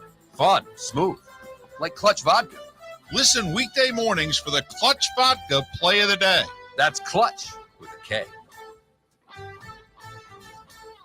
David Moulton for Napa, Napa Auto Parts, and Napa Filters. Insist on Napa filters for your vehicles, or if you're a do-it-yourselfer, only buy Napa filters. Napa has a filter for almost anything on earth that moves, whether it's motorcycles, foreign and domestic cars, vans, SUVs, earth-moving equipment. You get the idea. Napa Auto Parts, Napa filters. Insist on them for your vehicles, or if you're a do-it-yourselfer, only buy Napa filters. Located on the East Trail, locally owned Naples Tiki Bar and Grill is an outdoor eatery next to the Hitching Post Shopping Center. Island-inspired food with a true tiki theme. The best place in Naples to enjoy the beautiful weather in Southwest Florida. The Naples Tiki Bar and Grill offers a great menu for dine-in or takeout. Enjoy our famous pulled pork, huge burgers, and tiki bar cocktails. Don't miss happy hour every day from 3 to 6, and live music 7 days a week. See you soon at the Naples Tiki Bar and Grill, 11498 Tamiami Trail East. Mark Miller for SWFL Golf Carts, or online,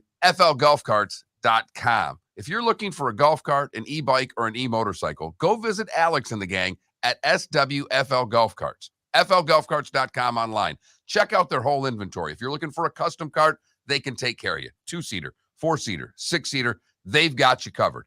E-bikes, nobody better for value and service. E-motorcycles, check them out. Again, flgolfcarts.com. flgolfcarts.com. You were listening to Miller and Moulton on the Florida Sports Network.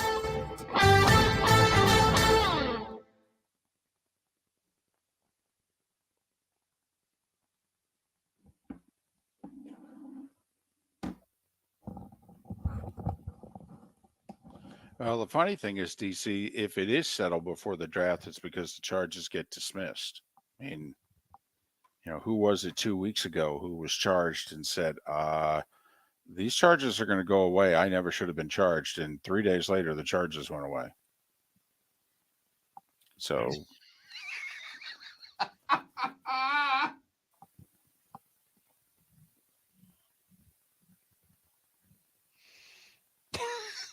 No, that's true, Don Jay. And maybe now I don't know if that got changed in a collective bargaining agreement or not.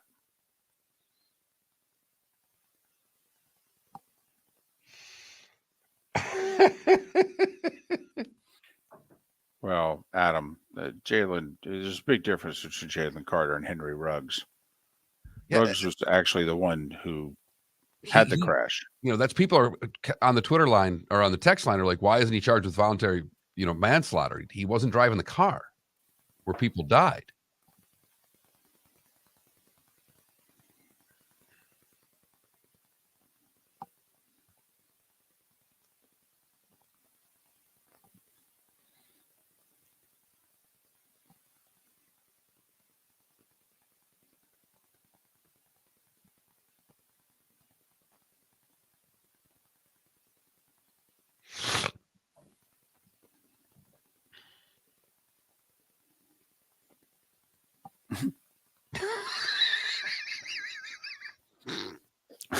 Part of an Oldsmobile scramble team that had just qualified for regionals.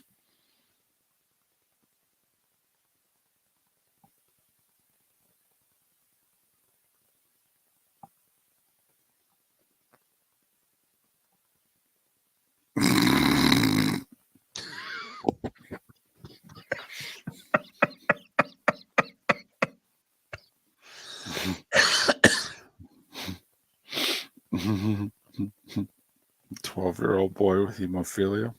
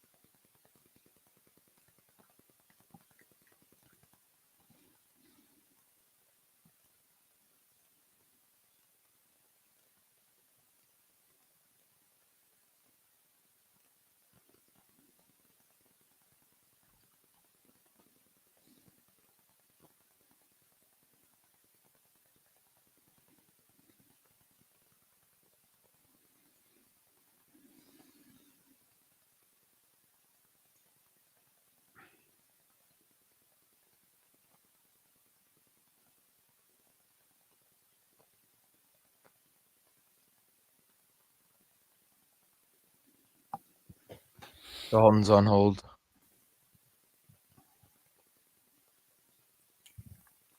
Why did again, I'm just watching the TV here. Why did the Cavs even release Kevin Love? Everybody, Club Pro guy here coming to you live from the Learning Center. One, save a little bit of money, but two, sometimes they do it as a courtesy to the player if he's been with the organization a long time and they know they're not going to play him. Right.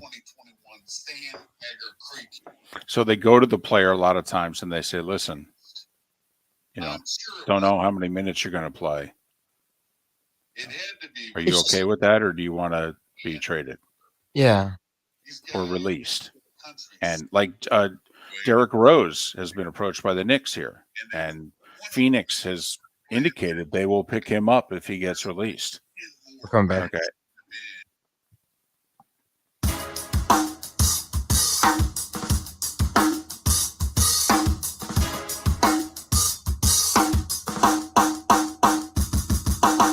Welcome back to Miller and Moulton, only on the Florida Sports Network.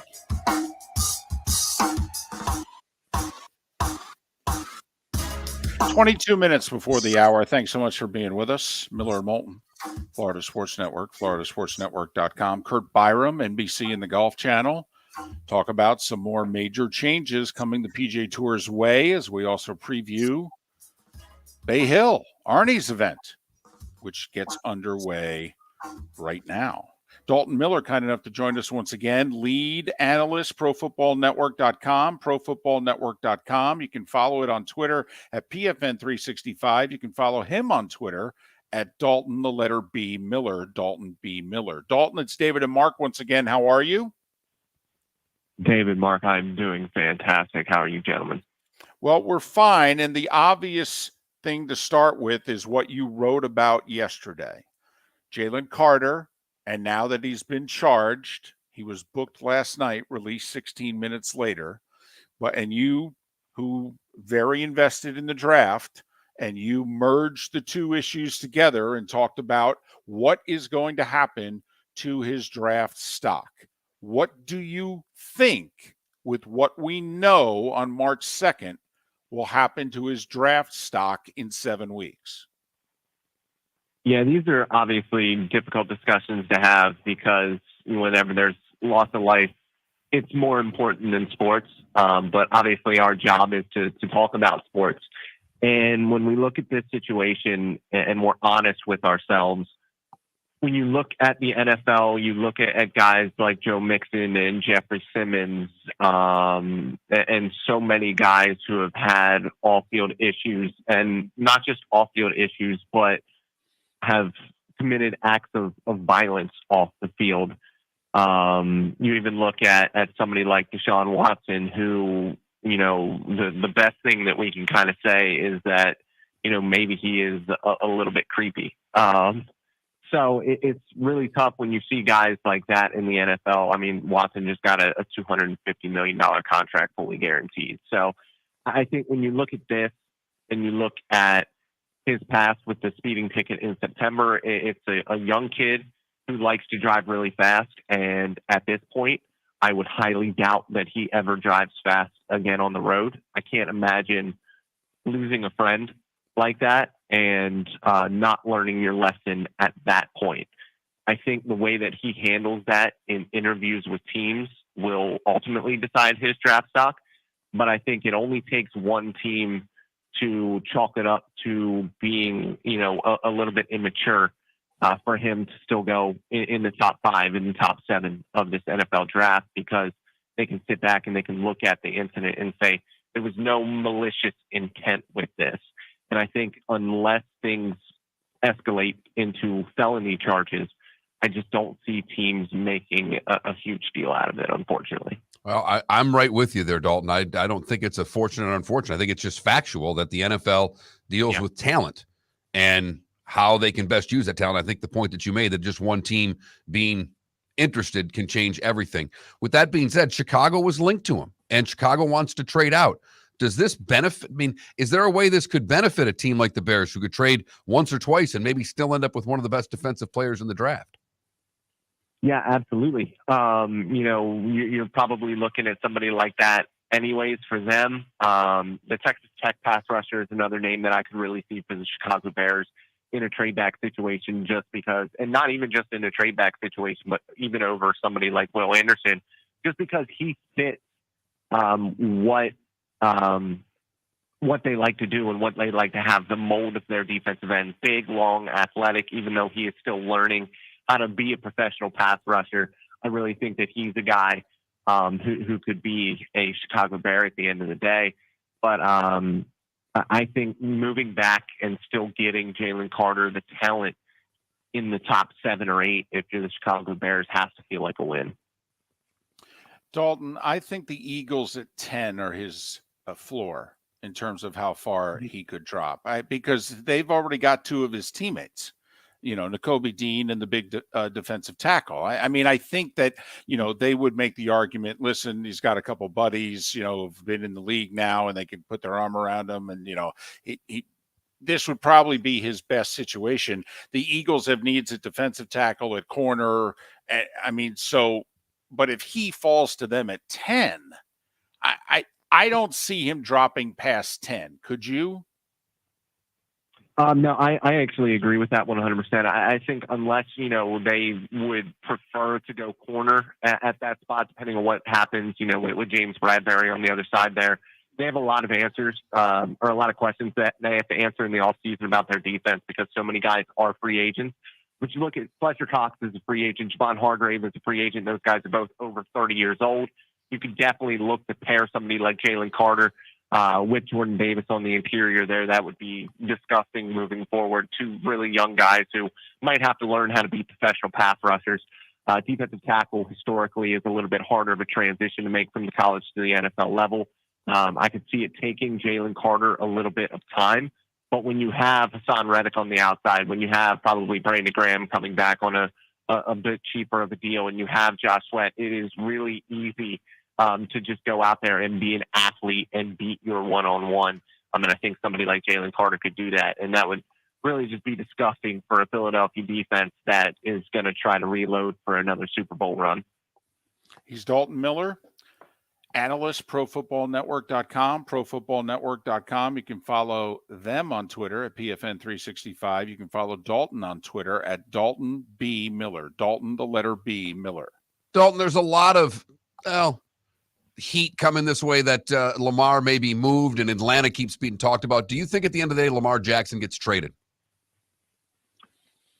I do at this point. It's amazing to me. I think this might be the first time we've ever really seen a legitimate franchise quarterback like that, not even really in their prime yet, not stick around with their team. I can't think of anybody else who has really just been given the leeway to go test the markets at this point. And, whoever they trade him to, he's going to have a say because he has a long-term contract coming up. I mean, he's going to get the franchise tag. I mean, I assume he's going to get the franchise tag. I mean, I can't imagine they just let him hit the market, but then you're kind of on the hook for, a ton of that money. So it'll be interesting to see how they do that. I think that they need to try to get as many assets as possible because they're going to have to find a quarterback in the draft now. I don't understand the thought process. I know that they're probably a little bit upset because they felt he probably could have played in the playoff game. And he has been injured, on and off for the past 2 seasons. But he's one of, if not the most dangerous single entities in the NFL. It's insane to me that they would even think about moving on, but it really seems like that's the direction that they're moving. If he goes to Atlanta and following in the footsteps, a little bit of Michael Vick, I mean, it would obviously be poetry, but it would be awful, obviously, for the rest of the NFC South. Well, Dalton, this would also change the league, I think, permanently going forward, because if what we are led to believe is true, that the reason that he and the Ravens are so far apart is because he has not budged about getting all of his money guaranteed, a la Deshaun Watson.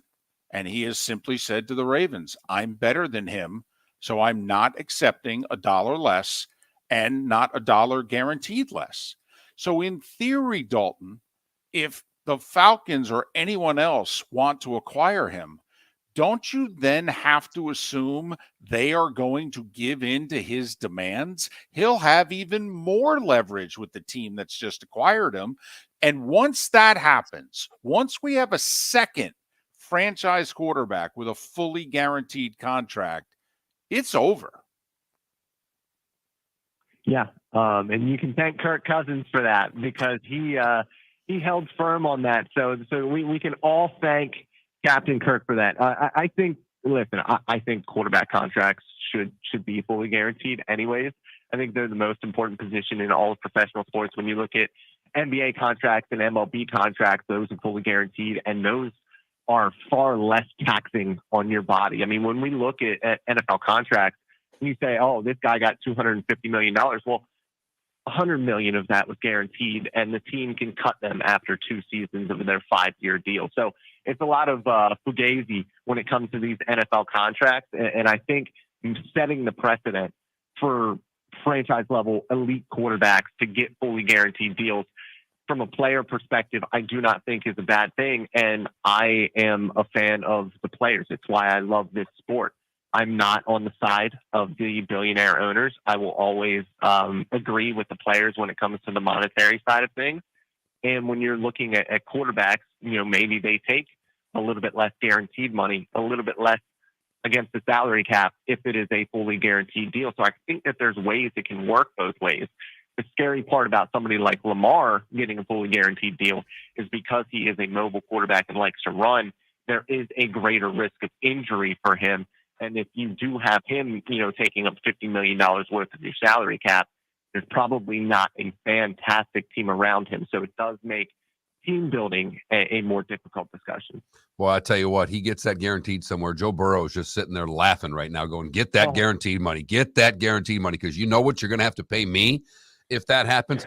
Hey, I'm curious, Dalton, they had the NFLPA survey come out and, rank teams. You see the Chiefs ranked near the bottom. So does this mean anything, or is this just an NFLPA survey they put out before free agency? At the end of the day, is it just money talks? Doesn't really matter what the facilities are like? Yeah, I think money talks in this part, and money and winning talk. So if you can get money and you're winning, with Super Bowls with Patrick Mahomes as your quarterback, I don't think it's going to make teams or make players shy away from the Kansas City Chiefs at all. It's a money league. Who do you think ultimately controls the sale of the Commanders? Does Snyder ultimately get to pick and choose who he sells it to? Or does the league, because they have final approval on all sales, are they basically going to be able to say to Snyder, yeah, I don't care if you hate Bezos. He's offered the most money. You have to take it. It's a really tricky situation because Dan Snyder and really all of these billionaires, they all have something on each other. It's part of the power struggle of the NFL. And so it's tough to sit here and say, even with all of Dan Snyder's very public flaws, that they're going to decide who he ends up selling to. I think if the money is right, I don't think the NFL is going to care all that much about who it is, because at the end of the day, they're trying to avoid a massive PR hit with all of this. It is why they defended him. It's why they protected him for so many years, knowing that things like this were going on. And so I think whoever it is, it's going to be as quiet as it can possibly be at the end of the day. I don't think the NFL wants to cause a ruckus with the Snyders. Dalton, a week from today, when the tag deadline has come and gone, we have one player tagged as of today. How many do you think are going to be tagged when we take inventory a week from today? I think it's usually, 4 to 7. I mean, it doesn't really get all that much past that. Usually some teams use more often than not. The Cowboys will use it. They always use theirs. I think one of the two guys from the Giants, either Daniel Jones or Saquon Barkley, get it. I think Geno gets a long-term deal done with Seattle, or they franchise tag him and draft a quarterback for the long term. That'll be an interesting situation with them having the 5th pick. But it will not be a ton of guys getting the tag. He's Dalton Miller, Pro Football Network, ProFootballNetwork.com. Follow them at PFN 365 and follow him at Dalton, the letter B Miller, Dalton B Miller. Dalton, once again, appreciate your time and your insights. Stay well. Thanks for having me, gentlemen. Dalton Miller, kind enough to join us once again here on Miller and Moulton. From Peru. Right. He's abroad doing this league. Did you see? He took a selfie. He used a selfie stick. He walked within like 2 feet, or 2 steps of the edge of a cliff and kind of held the stick with the camera over the cliff. And he showed a couple of those views on there. Oh, that's right. You don't like heights. Not one bit. Did you just see that, by the way? Some what he was doing with his hands? Yeah. Some beautiful views, though, I will say. That's fantastic. I'll look at the picture. I'll still get creeped out by it. I will say, I hope your hands don't move like that on a golf course. That would be like the yips and the shanks combined. Now, that was quite a hand gesture you had going there.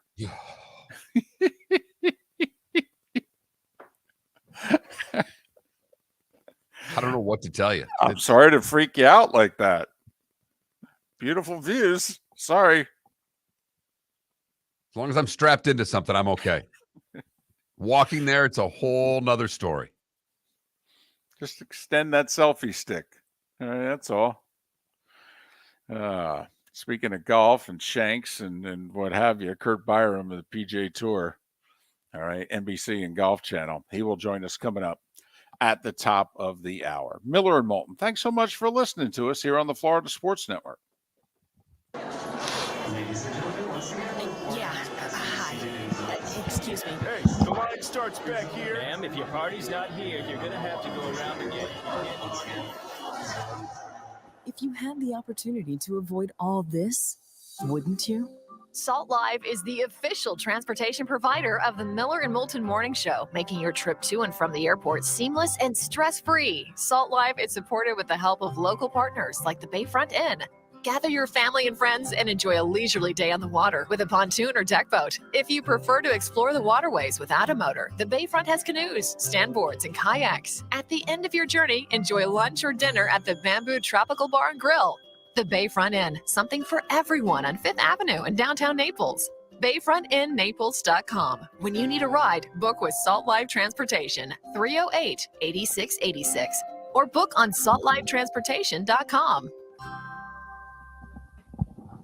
David Moulton for Napa Auto Parts, and Napa Filters. Insist on Napa filters for your vehicles, or if you're a do-it-yourselfer, only buy Napa filters. Napa has a filter for almost anything on earth that moves, whether it's motorcycles, foreign and domestic cars, vans, SUVs, earth-moving equipment. You get the idea. Napa Auto Parts, Napa filters. Insist on them for your vehicles, or if you're a do-it-yourselfer, only buy Napa filters. Located on the East Trail, locally owned Naples Tiki Bar and Grill is an outdoor eatery next to the Hitching Post Shopping Center. Island-inspired food with a true tiki theme. The best place in Naples to enjoy the beautiful weather in Southwest Florida. The Naples Tiki Bar and Grill offers a great menu for dine-in or takeout. Enjoy our famous pulled pork, huge burgers, and tiki bar cocktails. Don't miss happy hour every day from 3 to 6, and live music 7 days a week. See you soon at the Naples Tiki Bar and Grill, 11498 Tamiami Trail East. Miller and Moulton here for the Clutch Vodka Play of the Day.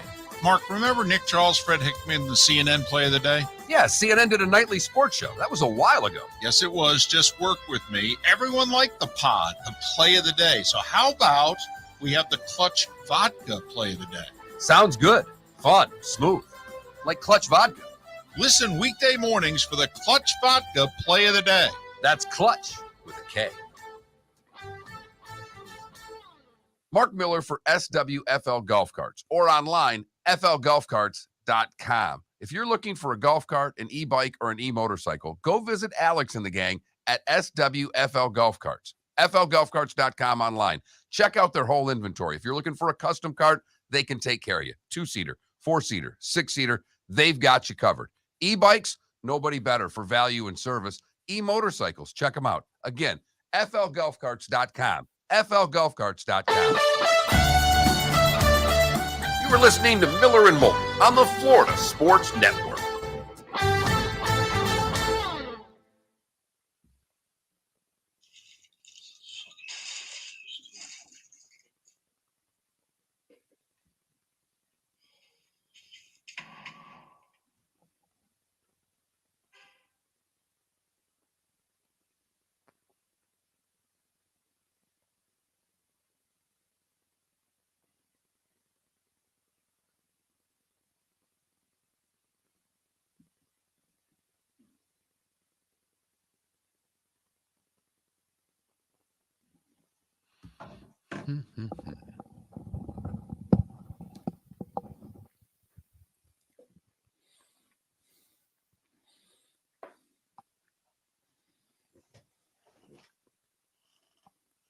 I know it's a joke, Hops, and I get what you're saying, but he wasn't driving the car where the people were killed. Unless they can prove that he ran them off the road or crashed into them, he was racing.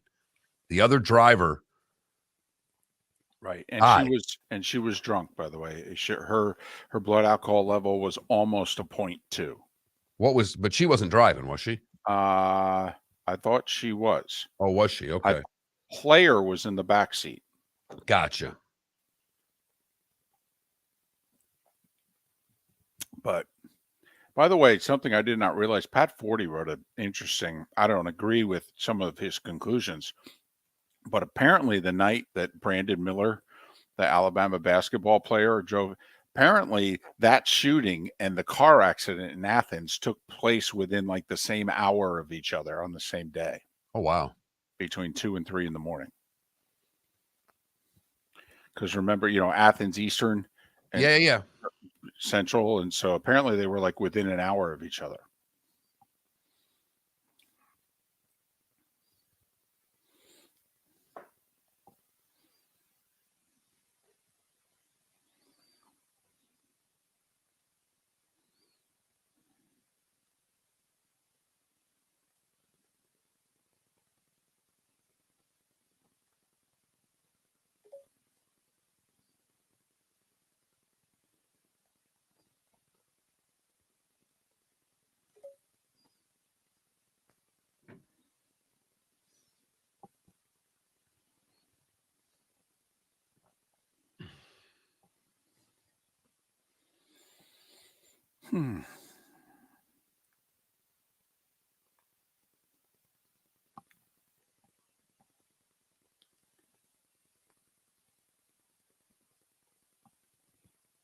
Hope Curt calls. He just called. Hey, that's awesome.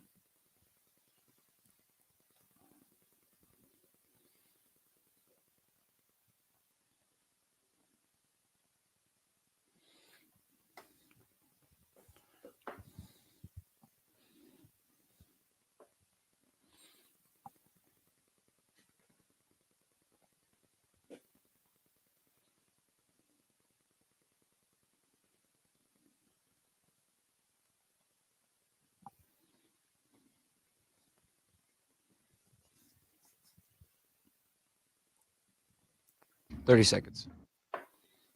Yeah, he's on hold. Awesome.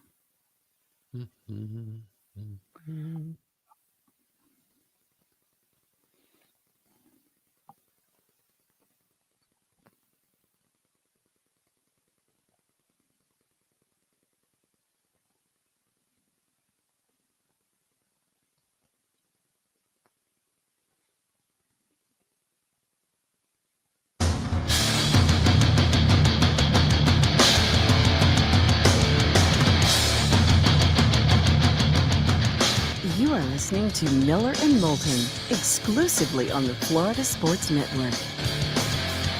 And now, here's Mark Miller and David Moulton. Third and final hour of Miller and Moulton in Lake City and surrounding areas, Tampa, St. Pete, Port Charlotte to Venice. The bonus hour, an hour away in the 239. Miller and Moulton, the Florida Sports Network, floridasportsnetwork.com. Joining us now, part of NBC Sports and the Golf Channel, he is Curt Byrum, NBC, the Golf Channel, Peacock, covering the Arnold Palmer Invitational from Bay Hill this week. 20 hours live tournament action beginning this afternoon. Golf Channel and Peacock at 2 o'clock. Mark, they're already underway at Bay Hill, and JT and Scheffler both birdied their first hole, tied for the lead early on. Curt, it's David and Mark. Thanks for your time. How are you? Good morning, guys. I'm doing well. Thank you. Well, listen, we're not saying this to placate you. We're thrilled because we booked this interview before the news yesterday from the PGA Tour. But obviously, you're a huge fan of the sport and of the tour. You comment and have for years on the tour, but you were also a player for over 15 years. You won on the tour and had huge years, and you had to grind to, continue to make a living for some years. So everything that you bring to the table, when you look at what the PGA Tour is now doing, we're both very curious as to how you see it. I wish I was 25. I'll say that for sure. I mean, I think it's an amazing time to be, one of the top players in the game and be young enough in your 20s, like most of these top players are right now, and have this future ahead of them. And I mean, with all the changes and the money that they're going to play for and the way that they're going to be able to, if you play well in these designated events, these guys are going to be able to stay in the top, playing, 30, 40 in the world, which guarantees them a spot in all these big tournaments for years and years to come. I mean, it's just an amazing future for these guys. And, I think the tour in general has done kind of what they had to do. They started listening to the players, and the players really got involved. They threw ideas around, and I think in the end they had to make some some tough calls on some of this stuff, but I think they did what they had to do as far as trying to keep the best players in the world on the PGA Tour. So, I mean, my take is it's an amazing time for these guys and these top players. I mean, not just the money, the fact that they're going to get together like this week here at the Arnold Palmer Invitational, and they're going to get together more often, all of them, all at once, and go head to head against each other, I think is great for all of us. Are you okay with these events not having cuts, that we're going to have designated events with no cuts? One of the differences between Live Golf and the PGA Tour was simply that obviously the 54 and 72 holes, but the cut after 36. Do you think this affects the PGA Tour negatively by not having cuts in these events? Yeah, I'm not a fan of that, actually. I don't mind the reduced fields, but I think there has to be some sort of, if guys are playing and they're having a bad week, I mean, to me, it doesn't matter who you are. There should be some sort of cut in there. Just, even if it's just 20 guys, if you play poorly and you shouldn't be playing the weekend, you should get cut. So I do agree. I'm not a fan of that. I get the part where the sponsors are going to love it because they're guaranteed to have Jon Rahm and Rory McIlroy, even if they have a bad week. They're not going to be missing the cut down the road. So I get that. But yeah, bottom line is I'm going to miss the cut. I think there's some drama in that on Fridays, and I think that it's going to be missed personally. Are you okay with the other 24 tournaments in a given year not being told they're special and potentially, I mean, the top players, I mean, we've already got about 16 events that damn near all of them are going to be committed to. And we all know they don't play many more than 18 to 20. So are you okay with the rest of the tour kind of year to year and also the rest of the rank and file of the tour, the guys that fill out the 125, where they all stand in the new PGA Tour going forward? Well, I will say that, if you're not one of those top 70 guys or top 50 or whatever, I think, there is going to be a way to play your way out of the non-designated events and play your way into the designated events. There's going to be some sort of formula. Let's say you play 3 tournaments, and if you're in the top 5 points, you get in the next designated event. Or obviously, if you win one of the non-designated events, that's going to get you in the designated event. The next one, I would think if you win, you're going to get in for the rest of the season in all the rest of the designated events. So there's a way to play your way into that. And some, if you're outside the top 70, and in some ways, Max Homa kind of touched on this yesterday in his interview. He said, in some ways it might help some of those events where if guys that are outside the top 70 they know they're not going to get in designated events, then they're going to play all of these non-designated events. And some of them, it's going to actually help their field. So it's, I think there's a ways to go. I think we need to digest it and think about it for a while and sort through all the details, probably have a meeting with the tour and have them, explain some of this stuff, which I'm sure is coming, the meeting and so that we understand it a little bit, better, a little deeper. And so we can figure out, to have a better take on it. Cause it just happened yesterday. It all came out yesterday and, we're still all kind of sorting through it right now. No doubt, as they are at Bay Hill right now. Just curious, this tournament, obviously when Arnie was alive, was a big deal for everybody to stop. After Arnie's passing, it seemed that this tournament really needed the designated event stature because it was losing players. When you're setting a schedule, how much is difficulty of the golf course prepared in there? Because the Honda and Bay Hill were having trouble because, these courses are damn hard, Curt. Mm-hmm. Yeah. I think, 2 factors that always, determine where these guys are going to play. And number one, it's, do they like the golf course and have they played well there in the past? And then the other one is where it falls on the schedule. So there, to me, those are the 2 biggest factors. I don't think it all depends. Every player is different. I mean, you look at a guy like Scotty Scheffler who won this tournament last year and obviously won 4 times last year. He won at the Masters Player of the Year. He looks forward to really hard golf courses. That suits his game. That suits his mentality. I think the same thing for Rahm as well. So, it's so player dependent. Other players, they like to play places where it turns into a putting contest and it takes 20 plus under to win.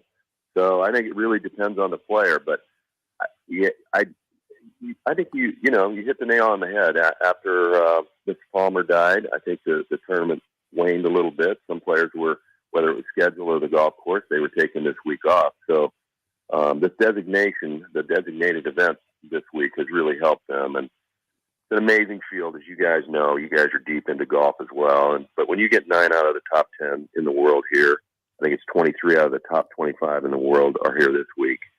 You got to admit that it's going to be a heck of an event. No doubt. Curt Byrum will be a part of NBC, the Golf Channel, and Peacock's coverage, which begins at 2:00 today. 20 hours of live coverage right on through the weekend. You mentioned Max Homa. Is he the 4th best golfer in the world right now? I mean, would it come down to, if we're rounding out the foursome as to who are the top 4, obviously it's Rahm, it's Rory, it's Scheffler. Put them in whatever order you want. Is it come down to Homa or JT? I mean, is he that elite now? Man, it's hard to argue that he's not, isn't it? I mean, he's done a lot of winning in the last 2 years. He's certainly playing his way into that, if you don't think he is yet the 4th best player in the world. But he's, the one thing you got to love about Max Homa, and I think it makes him a better player, is he was down and out just 3 or 4 years ago, where he was out here, he lost his card, he couldn't make a cut. And he made some changes. He went to work. Mark Blackburn came into his camp and has really helped him with his swing and a lot of different things.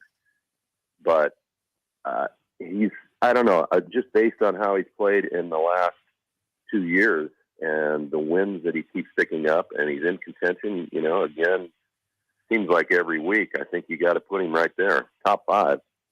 We're not too far away from starting to talk majors. Is this year finally that Rory ends his drought with the majors and gets one of the 4? That's a great question. I don't know. I've never seen him more motivated. And the one thing that he was talking about,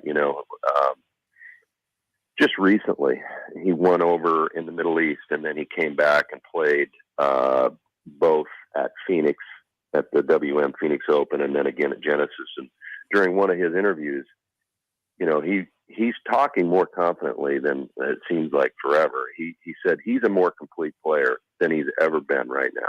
He feels like every part of his game is the best that it's been. So based on that, I think he's got a great chance to end that no win in the major streak here this year. I mean, it's just, you guys, I mean, when you watch him play, it's mind-boggling when he's on, how good he is. And, the driver is such a weapon for him. And the one thing that has really improved is his putting. He's not as streaky with the putter now. He's more consistently, week in and week out, a better putter than he's ever been. So I think that all points to a really good chance to win one this year. Well, remember, Curt, when DJ had to channel it from 150 yards in, and he got very consistent with his wedge, and he got very solid with his putting. Rory a couple years ago was probably, bottom 5 on tour from 150 yards and in, and whether it's working on the greens with Faxon or what have you, he's now, if he's middle of the pack from 150 and in, he can win every week. Oh, there's no doubt about it. I mean, no one's going to have more short irons into these greens than he is. And that's the thing. He knows he's either the best driver of the ball, combining length and everything. He or Rahm probably are the 2 best drivers in the game. And the one thing that those guys do is they use that weapon. They're aggressive off the tee. So to your point, they're going to have a lot of short irons and wedges into par 4s. They're going to be going for par 5s that other players can't get to. And the wedge improvement is there as well. And that's kind of started around this time, maybe the Masters last year. He went to work and I think it was more just putting in the extra time, dialing in his wedges. And, DJ's a great example. DJ just, those guys, the Harmons, just beat it over his head finally and made him start hitting wedges and working on distance control and trajectory. And we saw the results when that happened. And I think Rory's getting better and better. There's no doubt about it. Curt, thanks for your time. We appreciate it. Hopefully we can do this again down the road. Sounds good. Thanks for having me. Curt Byrum, NBC, Golf Channel, Peacock, 20 hours of live coverage from Bay Hill. It starts at 2 o'clock today. And as he said, 9 of the top 10, 23 of the top 25. It's one of those designated events with a great field. It needed it. They were starting to lose players. It was actually a tournament that's really benefited from the full field events. Miller and Moulton, thanks so much for listening right here on the Florida Sports Network. Mark Miller for SWFL Golf Carts or online, flgolfcarts.com. If you're looking for a golf cart, an e-bike, or an e-motorcycle, go visit Alex and the gang at SWFL Golf Carts. flgolfcarts.com online. Check out their whole inventory. If you're looking for a custom cart, they can take care of you. 2-seater, 4-seater, 6-seater, they've got you covered. E-bikes, nobody better for value and service. E-motorcycles, check them out. Again, flgolfcarts.com. flgolfcarts.com. Ladies and gentlemen, hi. Excuse me. Hey, the line starts back here. Ma'am, if your party's not here, you're going to have to go around again. If you had the opportunity to avoid all this, wouldn't you? Salt Live is the official transportation provider of the Miller and Moulton Morning Show, making your trip to and from the airport seamless and stress-free. Salt Live is supported with the help of local partners like the Bayfront Inn. Gather your family and friends and enjoy a leisurely day on the water with a pontoon or deck boat. If you prefer to explore the waterways without a motor, the Bayfront has canoes, standboards, and kayaks. At the end of your journey, enjoy lunch or dinner at the Bamboo Tropical Bar and Grill. The Bayfront Inn, something for everyone on 5th Avenue in downtown Naples. BayfrontInNaples.com. When you need a ride, book with Salt Live Transportation, 308-8686, or book on saltlivetransportation.com. David Moulton for Napa Auto Parts, and Napa Filters. Insist on Napa filters for your vehicles, or if you're a do-it-yourselfer, only buy Napa filters. Napa has a filter for almost anything on earth that moves, whether it's motorcycles, foreign and domestic cars, vans, SUVs, earth-moving equipment. You get the idea. Napa Auto Parts, Napa filters. Insist on them for your vehicles, or if you're a do-it-yourselfer, only buy Napa filters. You were listening to Miller and Moulton on the Florida Sports Network.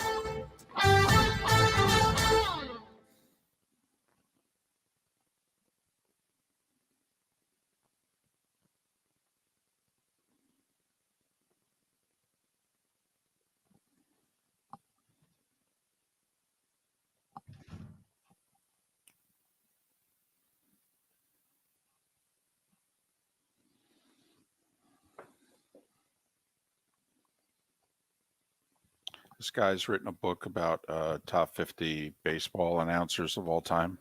It's coming out mid-April, and so we'll get him on the show. All right. I don't know if we want him. I don't know if we could get him, but Kendrick Perkins wrote a book. He's probably going to start doing that. That's right, he did.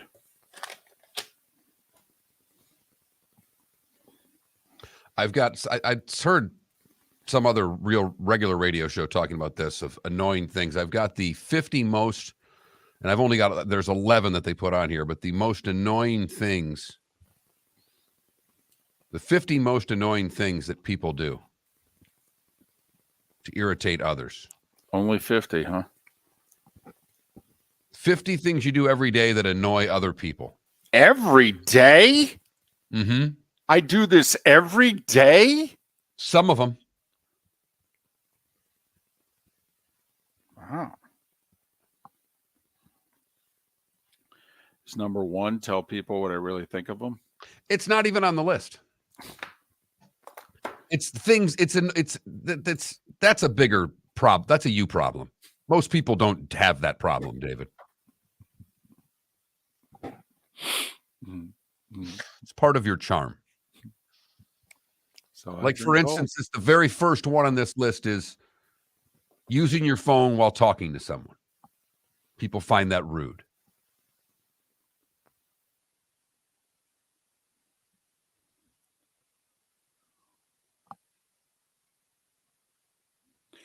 Now, we're going to have to clarify that one.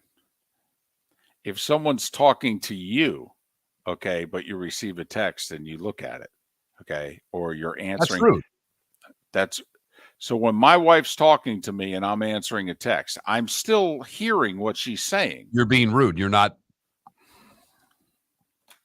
Can we bring her on the show to talk about? That's funny. Only 50?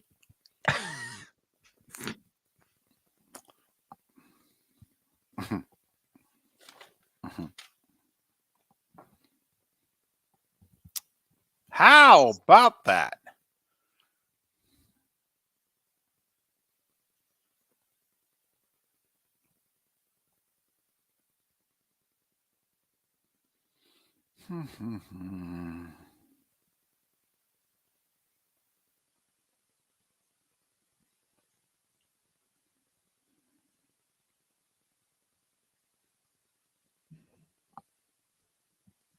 New number 20, going to an express checkout with more than 10 items.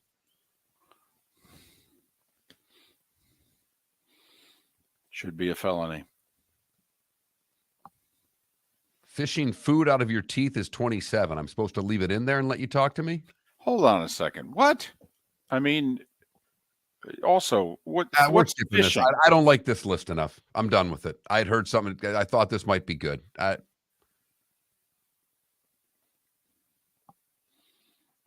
Hops, let me tell you something. If my wife complimented my haircut, I would stop whatever I was doing, and then I would pass out.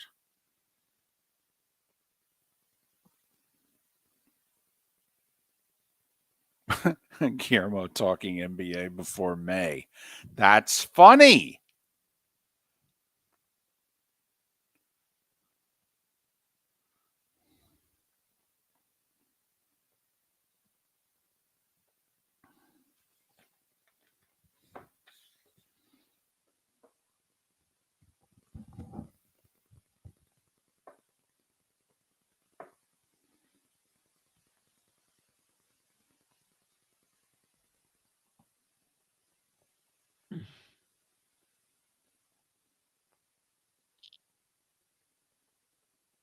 Ten seconds.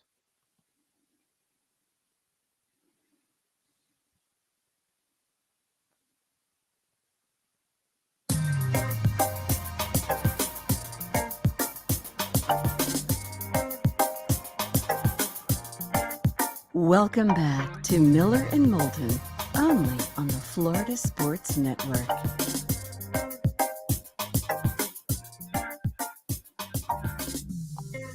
$21 past the hour. Show's just flown by today. A lot to kick around. Miller and Moulton, Florida Sports Network, floridasportsnetwork.com. Great time of year. First Thursday in March. Got the Florida swing on the PGA Tour. NCAA tournament officially full field, not the play-in, 2 weeks today. Orlando, by the way, one of the sites. We're 5 weeks away from the Masters. We're 4 weeks away today from the Major League Baseball season being underway. Don't know if you'll be able to see your team on opening day. Valley Sports Network may be dark, but the game will be played. Check your local listings. Boy, has that line ever been more appropriate than right now? Check your local listings to see whether or not you can watch your baseball team. Right. Man, oh, man. But it is a great time of year. A lot of things happened yesterday. One of the top 5 picks of the draft was charged with reckless driving and racing. He was booked 9 hours ago, released 16 minutes later after he posted the bond. But Jalen Carter, how will this, if it will affect his draft stock, or does talent rule the day? These are 2 misdemeanor charges for whatever that's worth. But if you were running the show for a team, Seattle, Detroit, Vegas, Atlanta, Carolina, Philly, those are the teams picking 5 through 10. He was not going to be available for any of those teams. And now the thought is he will be. Well, if you're one of those teams, and Mark in particular, Seattle, Detroit at 5 and 6, and Philly at 10. You got 2 first-round picks. Now, normally you play it safe with the first one, and maybe you roll the dice a little bit with the second one. Do you switch that up? 100%. If a guy who was maybe the best player in the draft falls to you at 5, 6, 10, you take said player.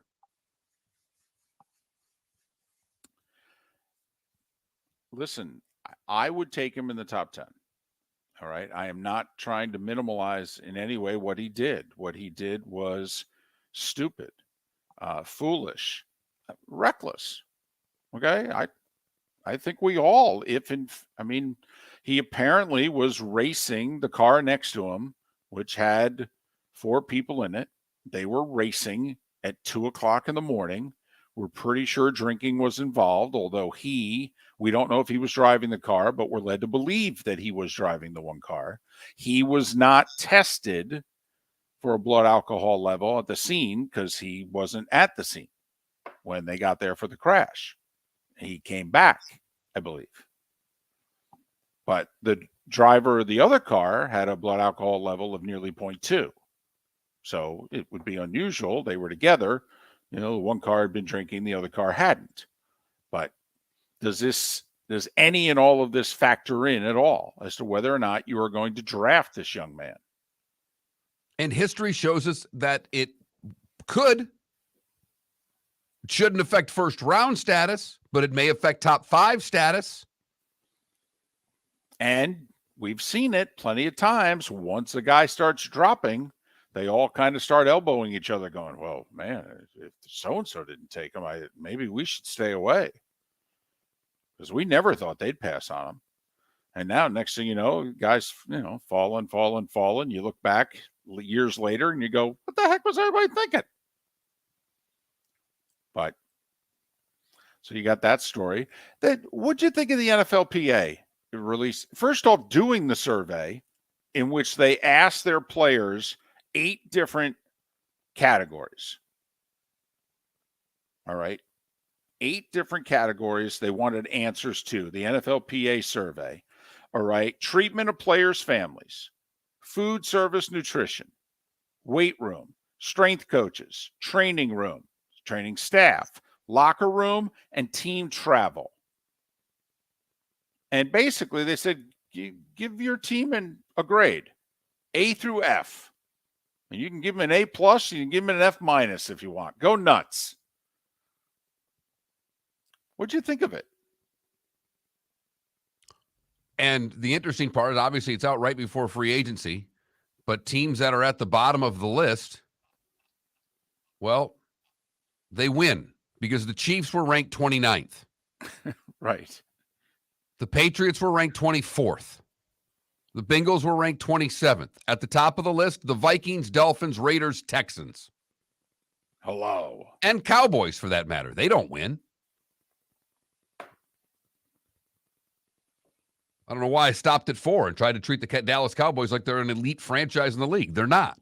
2,200 players.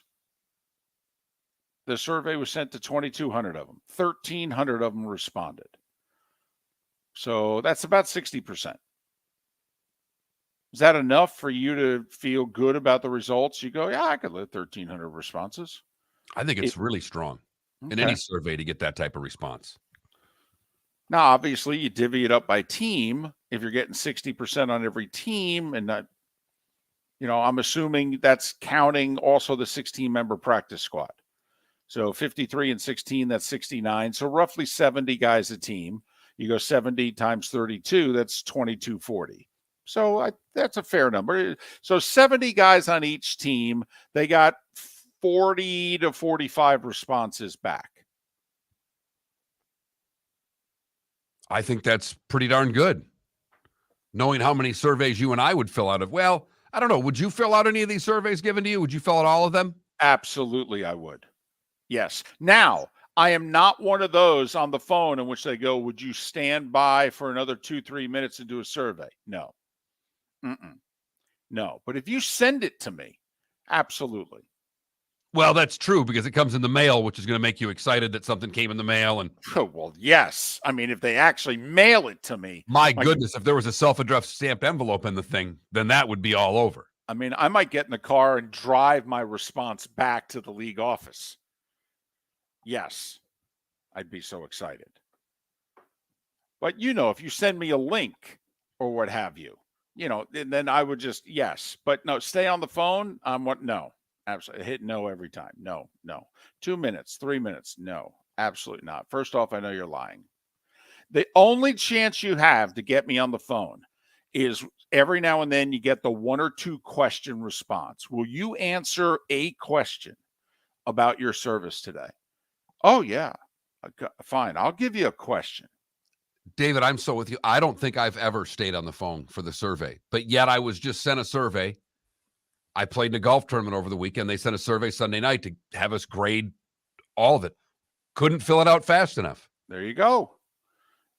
And are you going to drive it back? I mean, you live right around the corner from it. It was emailed. It was all done. It was all bing, bang, boom, done. Please, I'd be so excited. I might have printed it out and driven it back. I'd want a hard copy and everything. Look at this. Survey golf tournament. It's outstanding. Let them know the lettuce needs improvement on the BLT. That's a highly underrated sandwich.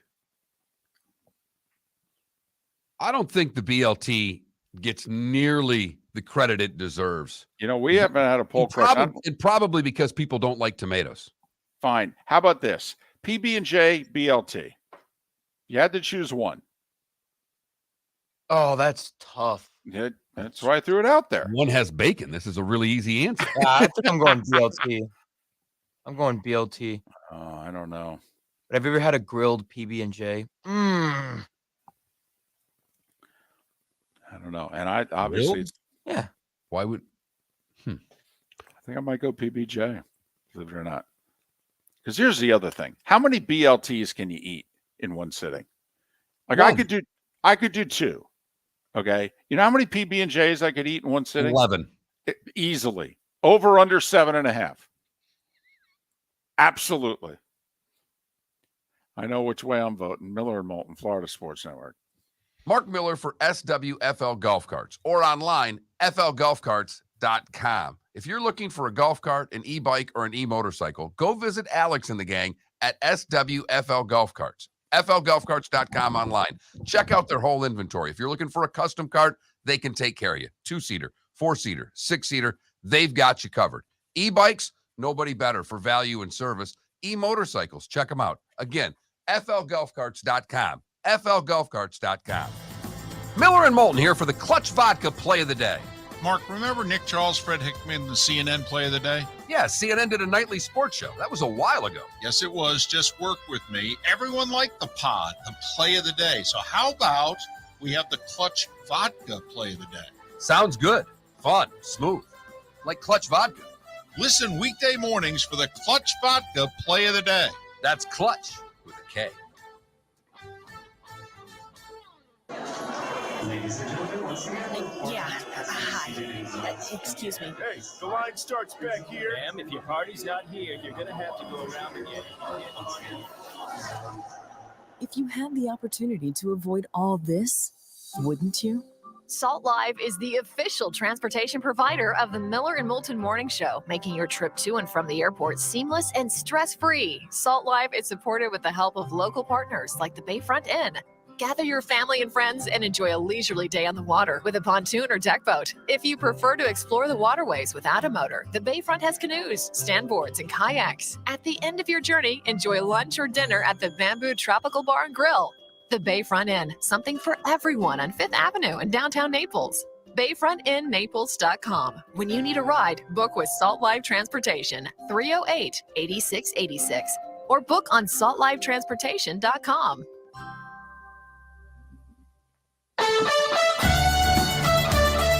You were listening to Miller and Moulton on the Florida Sports Network.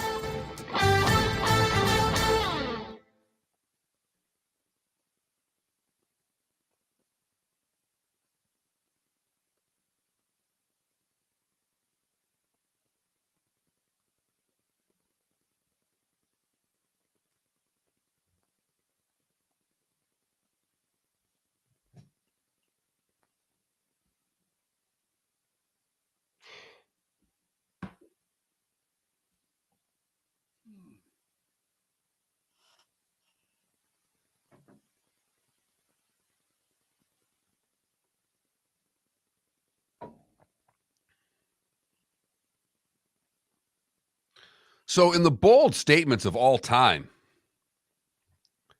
Mark, I'm going to get you more excited about a BLT. Buddy of mine up in Dayton, Ohio, former Southwest Floridian resident, said, get a BLT from Five Guys and thank me later. I responded with, wow, that's a bold statement. He responded with, I was shocked too, but top 2 to 3 I've ever had, I don't even consider the burger anymore. From Five Guys. Wow. I may try that today. Holy cow.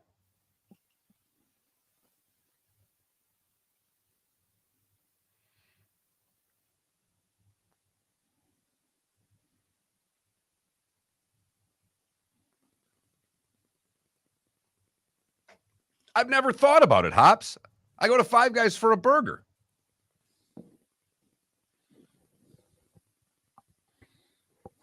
But I love me a BLT.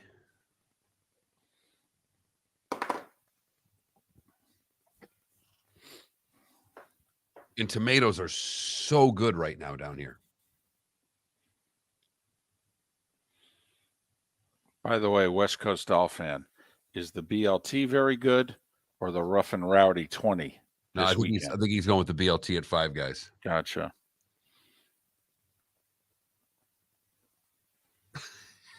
It's on a burger bun. Okay.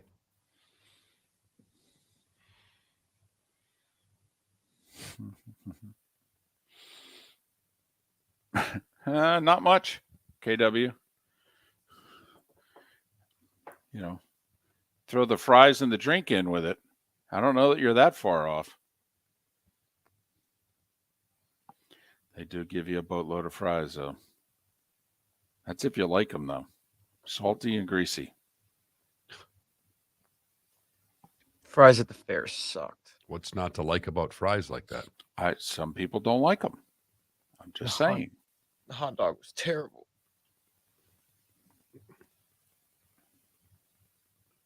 Where was this fair?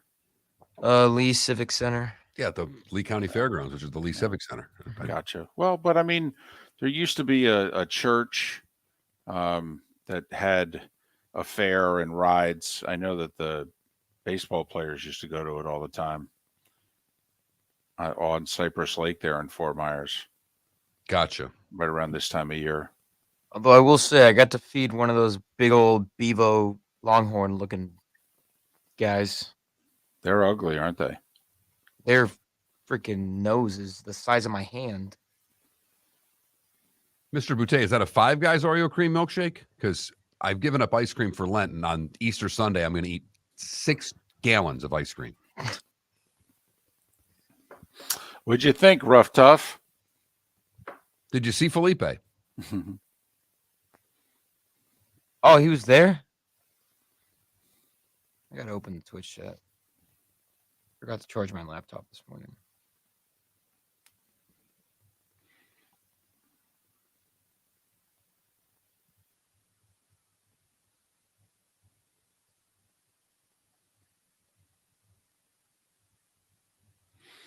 How can you have a BLT without the L? Without the L, it just becomes a BT.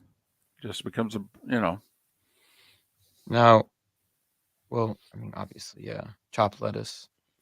I don't like it when they just hand me a slab of lettuce. I mean, I'll eat it. Don't get me wrong, but I have to dice the lettuce. Well, now I'm starving. Now we might have to end the show at 9. All right.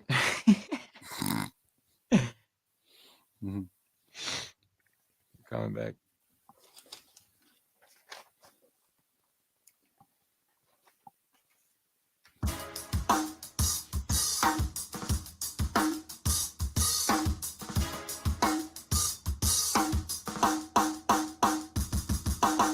Welcome back to Miller and Moulton, only on the Florida Sports Network.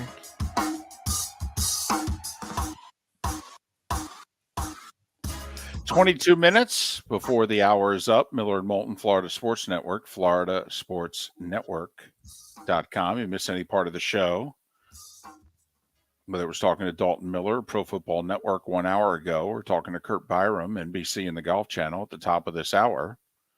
Download what you missed. Our podcast posted every hour.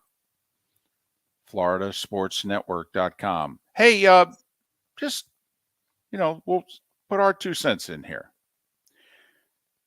Do you like what the PGA Tour is doing? Or do you think that this is completely reactionary and this is a big mistake? Well, it is completely reactionary. I don't know if it's a big mistake because the idea of there's only so much viewing time out there for the American public. And even the biggest golf fan, and I'm around golf people every day, they still don't watch every tournament. Even the golf fan picks and chooses what they watch on the weekends, particularly this time of year when there's a lot going on. Right. So I see both sides of it. The only thing I don't like about it is the no cuts in the events, in the elevated events. I still think there should be a cut. Other than that, the have-nots really have plenty of opportunity. The more I think about it, what Rory did say is right. If the top golfers are going to limit themselves to the majors, the 4 elevated events, the players. Well, it's 8 elevated events. 8 events. Okay, so you got 4 the majors. and then you got 4 majors, you got the players, and then you have the 3 WGC events. So that's 16 tournaments right there. That in theory, and by the way, the one thing the tour did in this, and I don't know that they officially came out with this yesterday, but it was in the memo that was sent internally, is remember when Monahan late last year said that playing in these elevated events was mandatory? And I haven't watched the Netflix documentary, but apparently some of the players were even like mandatory. Yeah, they didn't make much of it, to be really honest. Okay. Well, apparently the PGA Tour has said these events are not mandatory. But the thought being, okay, since we're offering far and away the most money at these events, you're probably going to play in them. But it gives the have-nots plenty of opportunities to become haves. Win an event that's not out there, but then you add the FedEx Cup events into it. The top players aren't playing in any of these non-elevated events. Very few, 1 or 2. You made mention of how many events they normally play in. You're not going to see the best players hardly at all unless they have some sponsor ties to these events.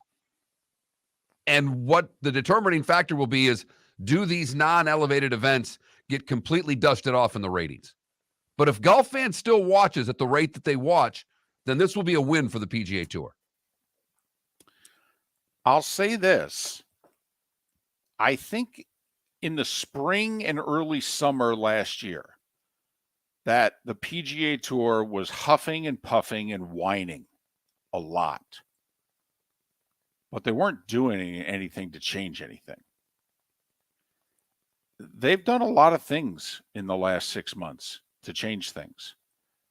And I do think now they have turned the golf world around onto the LIV. I mean, when I was watching the LIV on Sunday and none of their big names were contending, well, then I started deciding, do I like these announcers? Do I like this coverage? Is this TV screen too busy? I mean, the constant scores, the whole left side of the screen, you got the team scores along with the individual scores, and it seems like it's constantly changing. I mean, it wasn't quite watching a business channel with the stocks scrolling on the bottom, but it was busy. Much busier than a normal golf screen. And I even found myself going, man, I don't know if I like this. And I could see Mark actually right now. I know that people running the LIV, they got all the money in the world. They could run this sucker for the next 50 years. But I am sitting here thinking, how are they going to make it? If their top players are not on the first page of the leaderboard and or winning majors so that we're going, hey, the best players in the world aren't playing on the PGA Tour. They're playing on the LIV. Unless that were to start to happen, which it's nowhere close to happening right now. I mean, I don't want to say the LIV is in trouble because they have more money than the PGA Tour, but at some point, how are they going to make it, if you know what I mean? And can you run a worldwide tour where you're a joke in the United States? Because they actually have some regard elsewhere in the world. I mean, they really do. Other, Asian countries and what have you like the fact there's an Asian team and there's a South African team and there's other parts of the world that love this concept. They've done it in other sports like cricket, which is very popular where? The rest of the world, not in the States. But can that tour thrive if it's making headway everywhere but here? Team golf can never thrive. Team sports and team events and individual sports will never thrive unless there's a country's name behind them.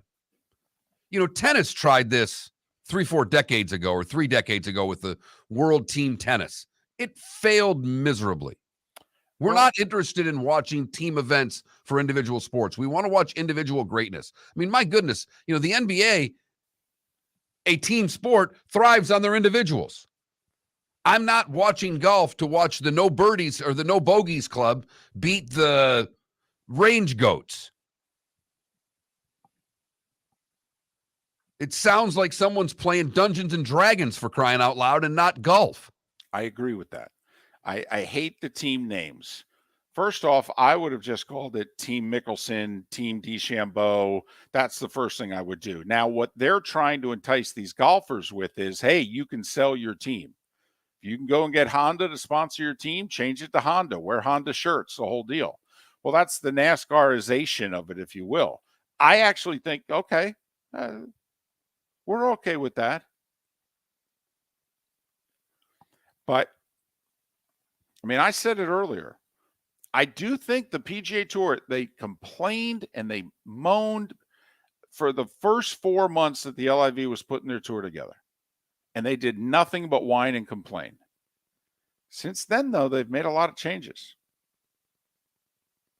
And where we thought 6 months ago that the LIV actually had an advantage or two, now you tell me one thing the LIV has that the PGA Tour doesn't. That if you were running the PGA Tour, you'd be like, I wish we did that. I can't find one. And would you agree with my theory that 8-9 months ago, the thought was there are a few things that the LIV is doing that the PGA Tour should really do? Well, and the PGA Tour was void of leadership through all of this. The why they were complaining is that Monahan poo-pooed the whole league and acted like it wasn't even going on, and it took the players to rise up and bail out their commissioner. I mean, if there's ever been more of a figurehead running a sporting league, find me one. Well, that's not true. Mark Emmert ran the NCAA for years. I apologize. Outside of the NCAA, if there's ever been more of a figurehead running a tour, let me know, or a league. But Tiger and Rory took control of the tour, and they've made some changes. Now, you can't say it because he's a turd now. He's a punchline. But once again, Phil was right. I know he's a bad dude now, okay? He's never going to get his reputation back. One of the 10, certainly one of the 15 greatest golfers of all time. Nope, he's a piece of blank now. I get it. But if you go back and all the things that Phil was talking about, they're doing them all. Live Golf couldn't wait 30 seconds to tweet out, imitation is the greatest form of flattery yesterday.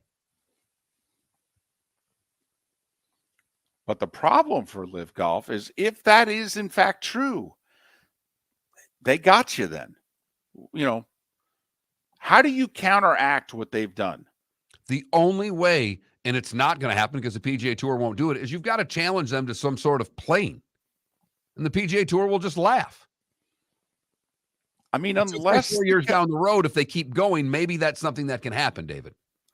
Mark, unless the top players on the LIV tour win the majors this year?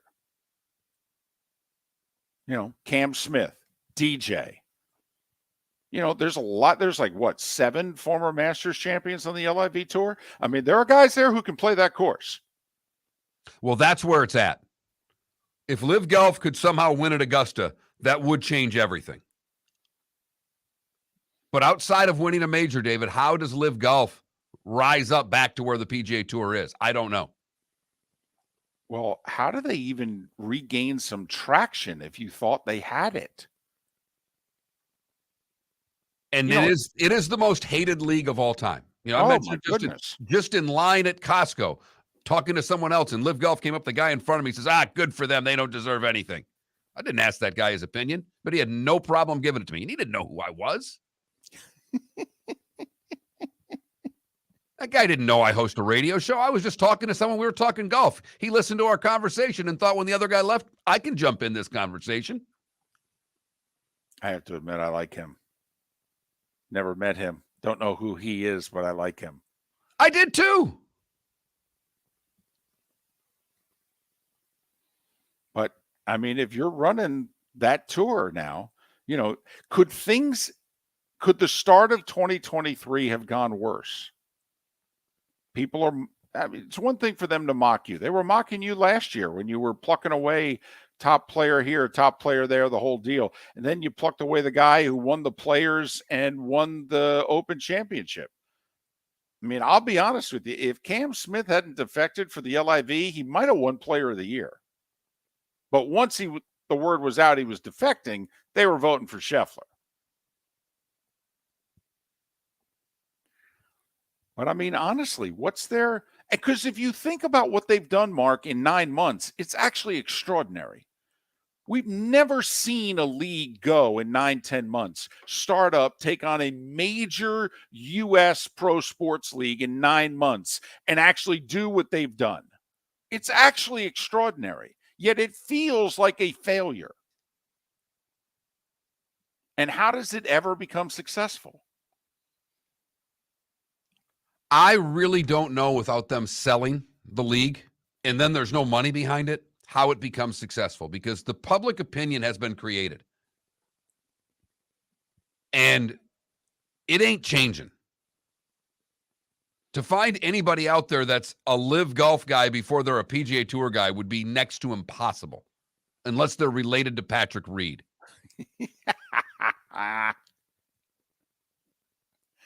Johnny Mack did say in our Twitch chat room, the sky would be falling if Reed won the Masters again. Oh, my goodness. If an LIV guy can win the Masters, it's on. And for my entertainment purposes, I hope 4 or 5 of them play really well. I hope that Rory has to play with Sergio on Saturday.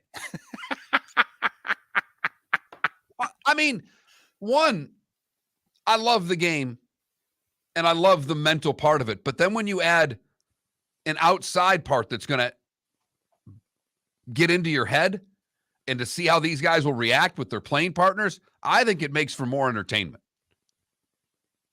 And I'd love to see the Live Golf guys have a good Masters. Want to see how the announcers handle it?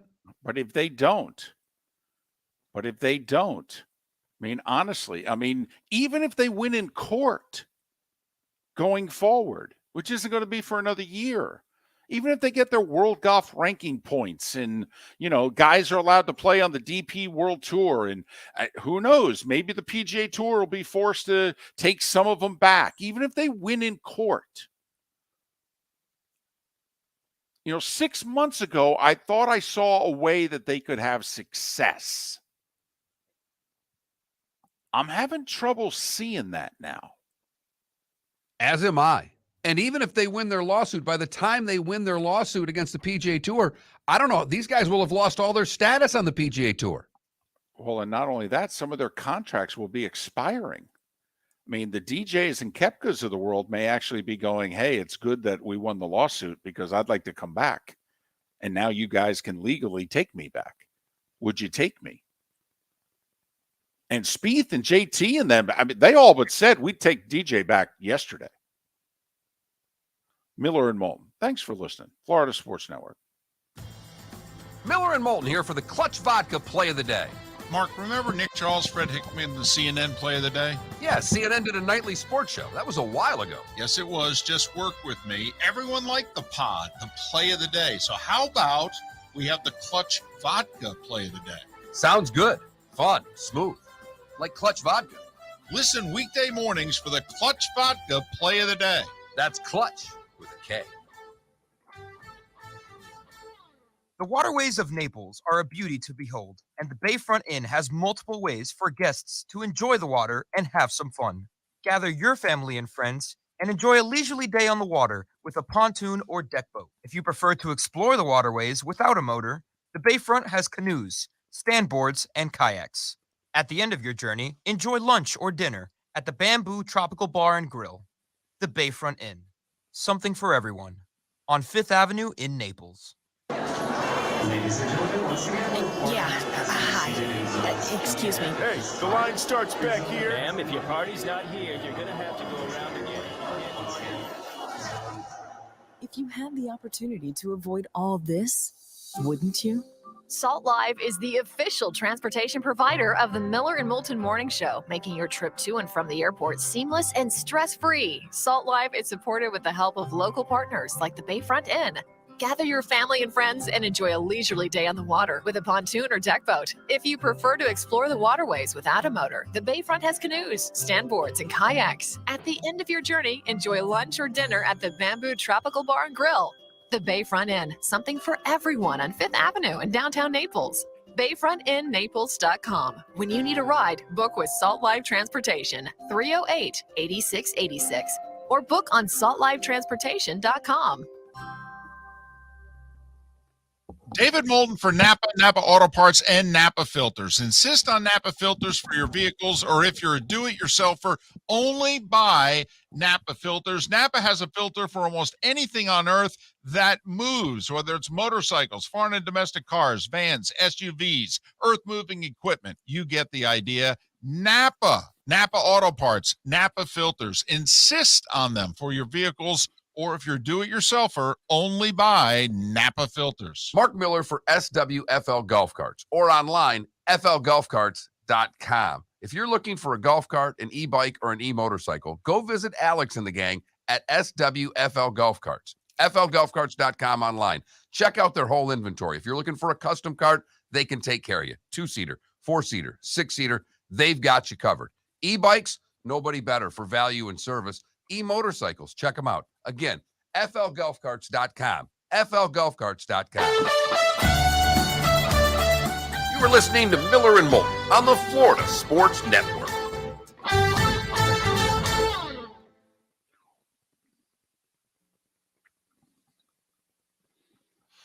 Just saw a highlight. I didn't watch any of the Flyers-Rangers game. I just saw a highlight of a Rangers goal, and it looked like it was at Madison Square Garden.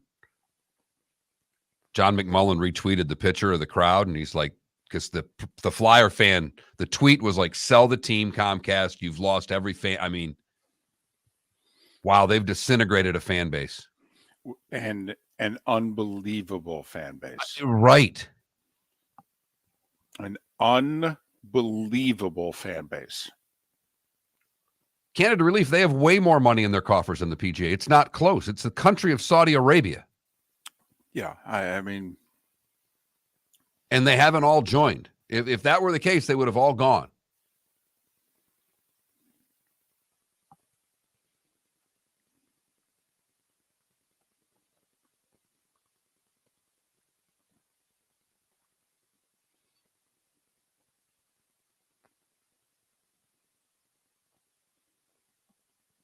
I mean, basically, the PGA Tour has set up the LIV Tour for its top players. 72 holes instead of 54.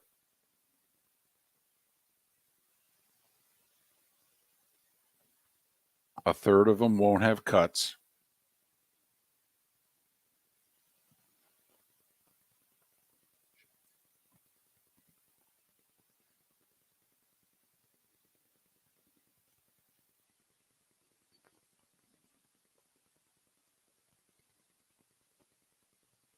Whew, tough flight.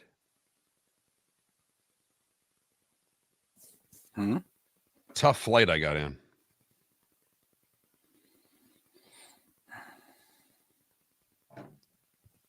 Big range day today, David.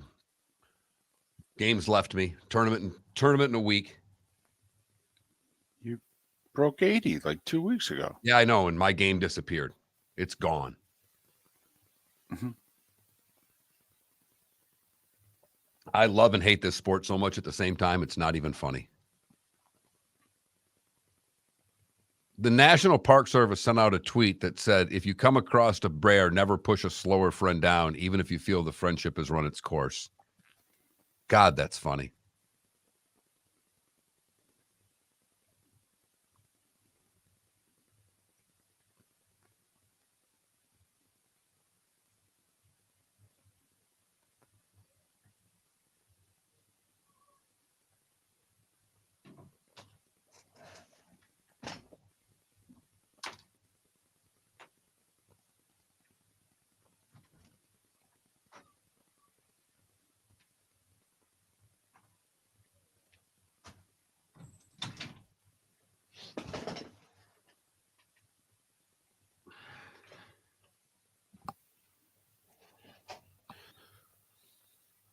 David, poor Frank, my dog, had surgery, had little surgery done, chewed through his staples. You know those cones the dogs wear? He's on on day like 15 of wearing the cone.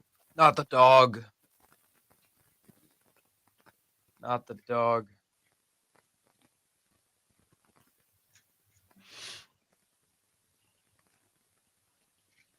Do any of you know who the character Dennis is from the show It's Always Sunny in Philadelphia? No, because I don't watch the show.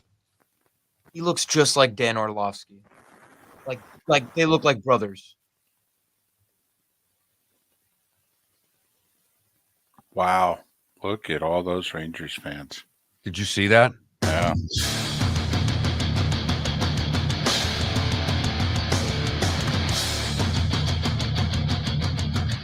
You are listening to Miller and Moulton, exclusively on the Florida Sports Network.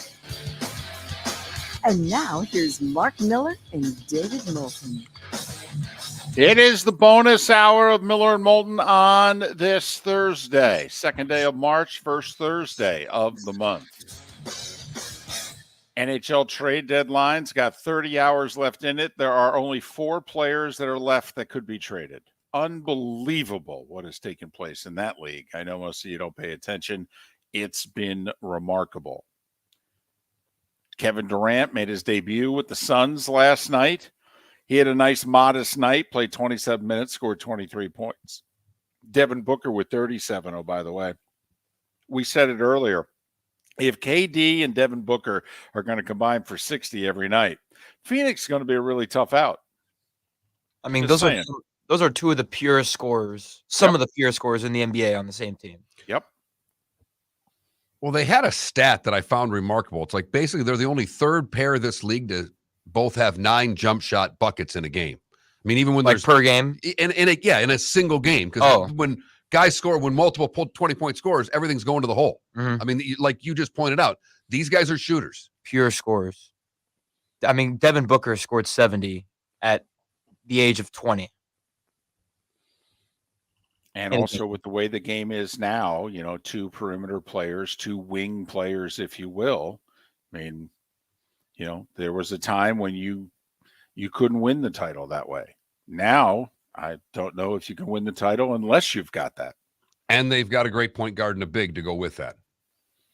Right. Ayton had 15 and 15 last night. Chris Paul had like 12 assists. Well, we'll see if the old man at the point can stay healthy. That's very true. That's a key one. We'll see if the old man. But KD made his debut with Phoenix last night.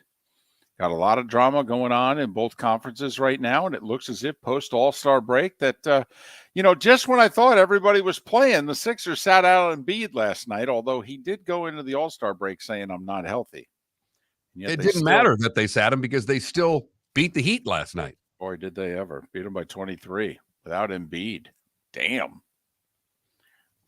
I'm sorry, Felipe. I can't take the Heat seriously this year. I just don't think they have it. I know they could find a way. The game with an injured knee is even adding more to your cause, David. I mean, I know that they'll not be an ideal first round opponent for like a Philly or somebody like that. But yeah, they don't have a run in them. 2 of the last 3 years, they've had a big run. I just, if the Heat won a playoff series, I'd be very surprised. They're very stagnant right now as a franchise and as a team because they're not bad, but they're not good. That's the best way you can put it. Well, the other thing, like, Mark, you and I are hockey guys, and we are enthralled with what's going on in the NHL right now with so many good players and a few even better than that players that are on the move. But, the NBA has been all about where's so-and-so going to go, where's so-and-so going to go. There's nobody lined up to go next year, if you know what I mean. There's rumors that Harden, believe it or not, is going to opt out and go back to Houston, which is just mind-boggling if that were to happen. All right. That he forces his way from Houston to Brooklyn, forces his way from Brooklyn to Philly, and then when both teams were poised to win, he leaves to go to Houston? What? By the way, for those who don't know, the Houston Rockets this season are playing some of the worst basketball in NBA history. Correct. They're the worst record in the league. Right. They're awful. So, but think about it, though. If they get that wonder 7-foot talent that everybody thinks is going to be everybody but Charles Barkley. Right. And then all of a sudden they ask, add Harden to it. I mean, who knows? They go from the outhouse to the penthouse overnight. 2 out of 5. You don't need much more than that. But Major League Baseball starting in 4 weeks, Masters in 5 weeks, NFL off season officially begins in 13 days. 2 weeks from today, we will have already had 24 hours of free agency. And of course, no teams are talking to anybody. Okay. There'll be nothing done in that first 24 hours. Nothing at all. People will just be getting to know one another.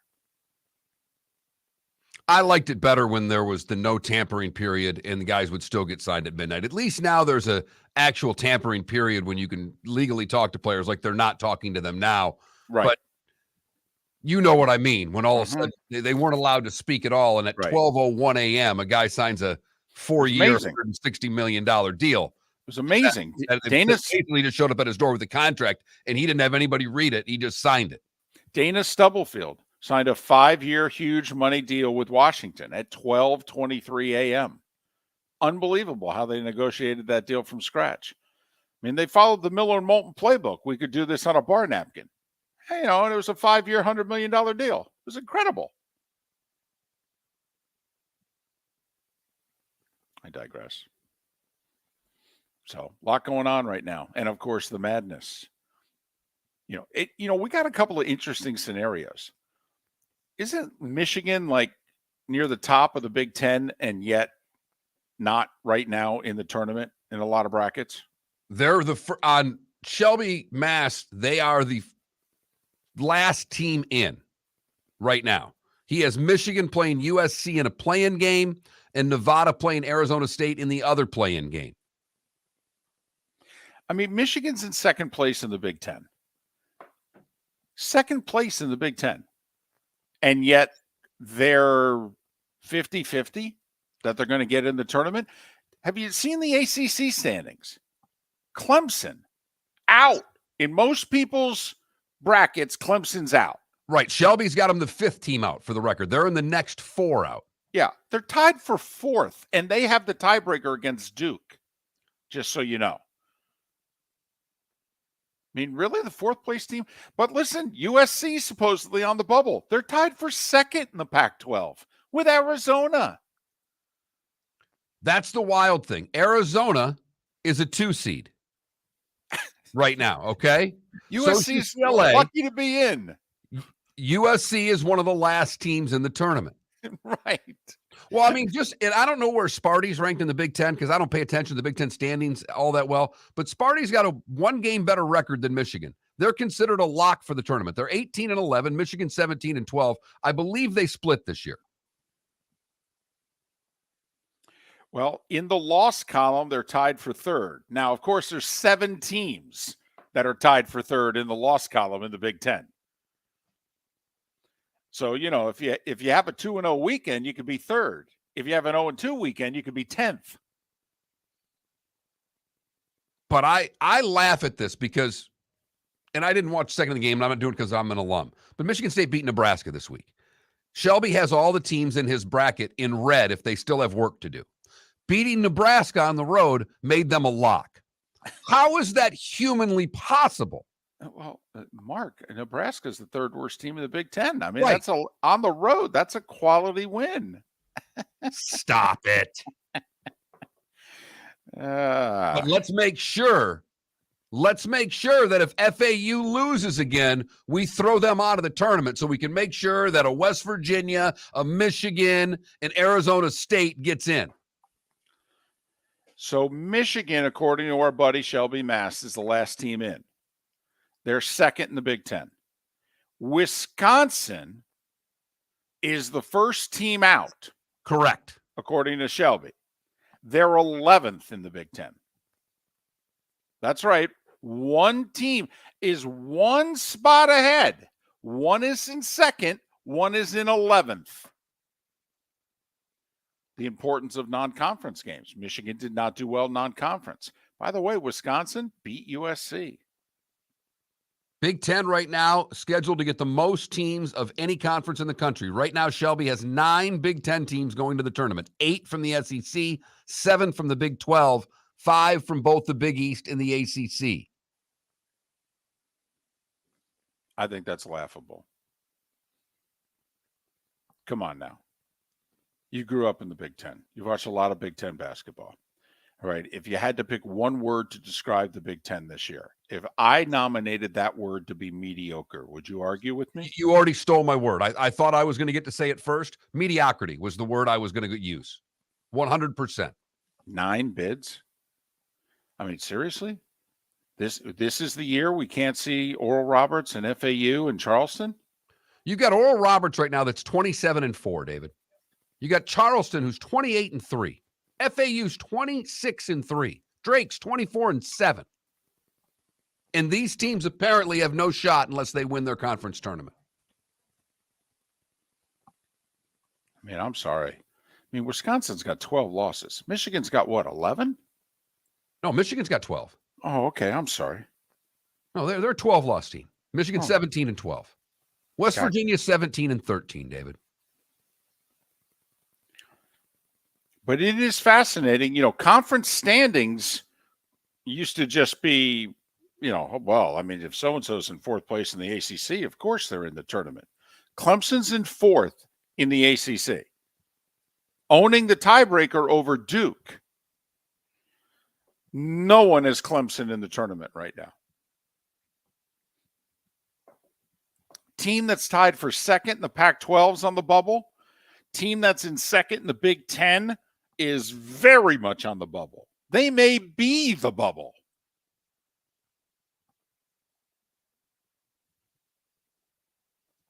Michigan, I think, plays Illinois tonight. Yeah, the thought is would do wonders for the Wolverines if they get that win on the road.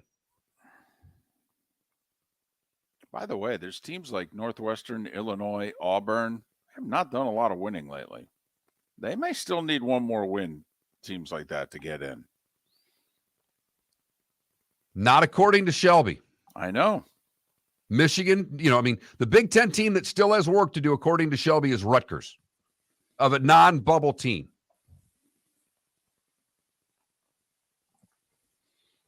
But Auburn's a lock. Or I'm sorry, Auburn does need to work. I'm sorry, Auburn and Rutgers both on that line. Pitt on that line. And they're tied for first in the ACC, aren't they? Yes, they are. I mean, they're a 9 seed that still has work to do. And that's after losing last night. I mean, I got to admit, when you've watched the ACC this year, did you think it was that much worse than the Big Ten? And don't get me wrong. The ACC this year is not good at all. It's another reason, but by the way, we don't think the Big Ten's good. We don't think the ACC's good. Yet these leagues are going to get all these bids? Really?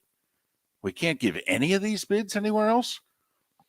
But I mean, Mark, like the ACC is going to get like 5 or 6 and the Big Ten's going to get 9. I mean, do you think the Big Ten's that much better than the ACC this year? I don't. Who won the challenge, by the way? Pretty sure it was the ACC. They usually do. Miller and Moulton. Just trying to give you an idea of what's going on in the brackets and how crazy this tournament should be. Thanks for listening right here on the Florida Sports Network. Located on the East Trail, locally owned Naples Tiki Bar and Grill is an outdoor eatery next to the Hitching Post Shopping Center. Island-inspired food with a true tiki theme. The best place in Naples to enjoy the beautiful weather in Southwest Florida. The Naples Tiki Bar and Grill offers a great menu for dine-in or takeout. Enjoy our famous pulled pork, huge burgers, and tiki bar cocktails. Don't miss happy hour every day from 3 to 6 and live music 7 days a week. See you soon at the Naples Tiki Bar and Grill, 11498 Tamiami Trail East. Ladies and gentlemen, once again. Yeah. Hi. Excuse me. Hey, the line starts back here. Ma'am, if your party's not here, you're gonna have to go around again. If you had the opportunity to avoid all this, wouldn't you? Salt Live is the official transportation provider of the Miller and Moulton Morning Show, making your trip to and from the airport seamless and stress-free. Salt Live is supported with the help of local partners like the Bayfront Inn. Gather your family and friends and enjoy a leisurely day on the water with a pontoon or deck boat. If you prefer to explore the waterways without a motor, the Bayfront has canoes, standboards, and kayaks. At the end of your journey, enjoy lunch or dinner at the Bamboo Tropical Bar and Grill. The Bayfront Inn, something for everyone on 5th Avenue in downtown Naples. BayfrontInNaples.com. When you need a ride, book with Salt Live Transportation, 308-8686, or book on saltlivetransportation.com. The waterways of Naples are a beauty to behold, and the Bayfront Inn has multiple ways for guests to enjoy the water and have some fun. Gather your family and friends and enjoy a leisurely day on the water with a pontoon or deck boat. If you prefer to explore the waterways without a motor, the Bayfront has canoes, standboards, and kayaks. At the end of your journey, enjoy lunch or dinner at the Bamboo Tropical Bar and Grill. The Bayfront Inn, something for everyone, on 5th Avenue in Naples. You were listening to Miller and Moulton on the Florida Sports Network.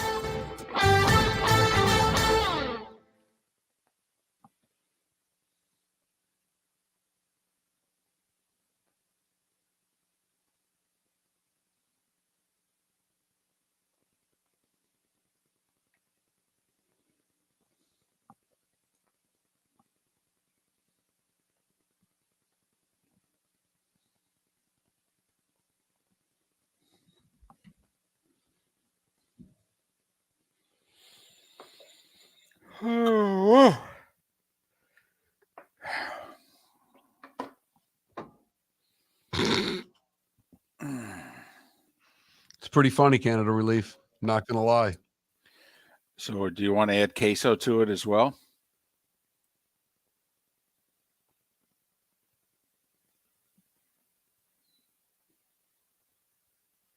Really good. I'm impressed with the both of you right now.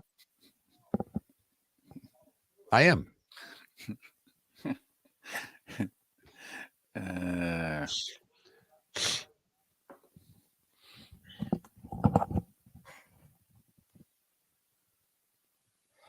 Oh.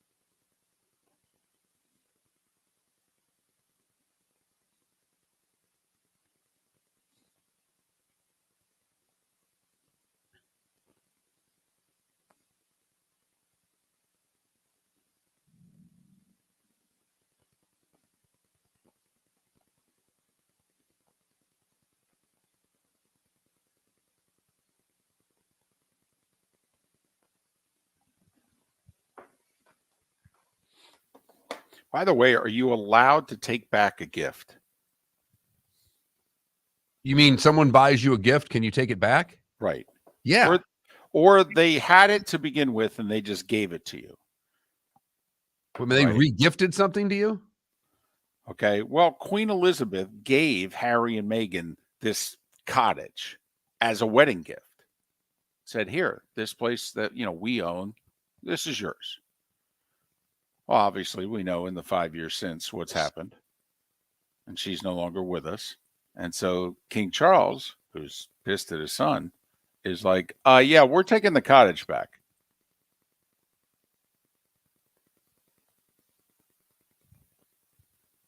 Is it his? Well, now it's his to make the determination on.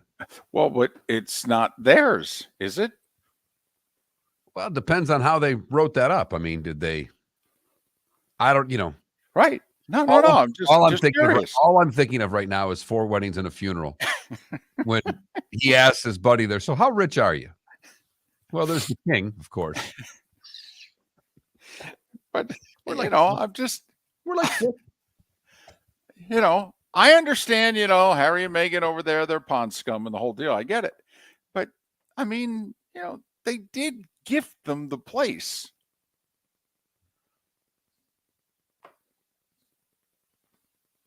Not only that, the Queen gifted it to them. Somebody that, dead. I know, but they hold her in very high regard over there. And they don't hold the king in the same regard. They do not. Now we're dealing with 3 straight kings, right? What do you mean? Well, he had a son, and then his son had a son. So Oh, yeah. We got kings for a while.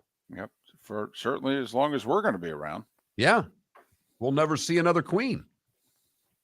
What are you talking about? He's naming her queen. That's the other thing. He's naming her queen, not queen consort. He's naming her queen. What? I know. I don't think that's a smart PR move. Now, I would advise him against it. Evicting Harry and Meghan, that'll help.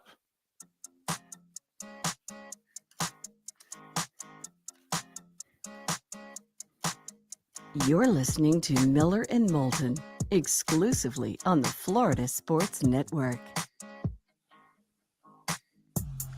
21 minutes past the hour.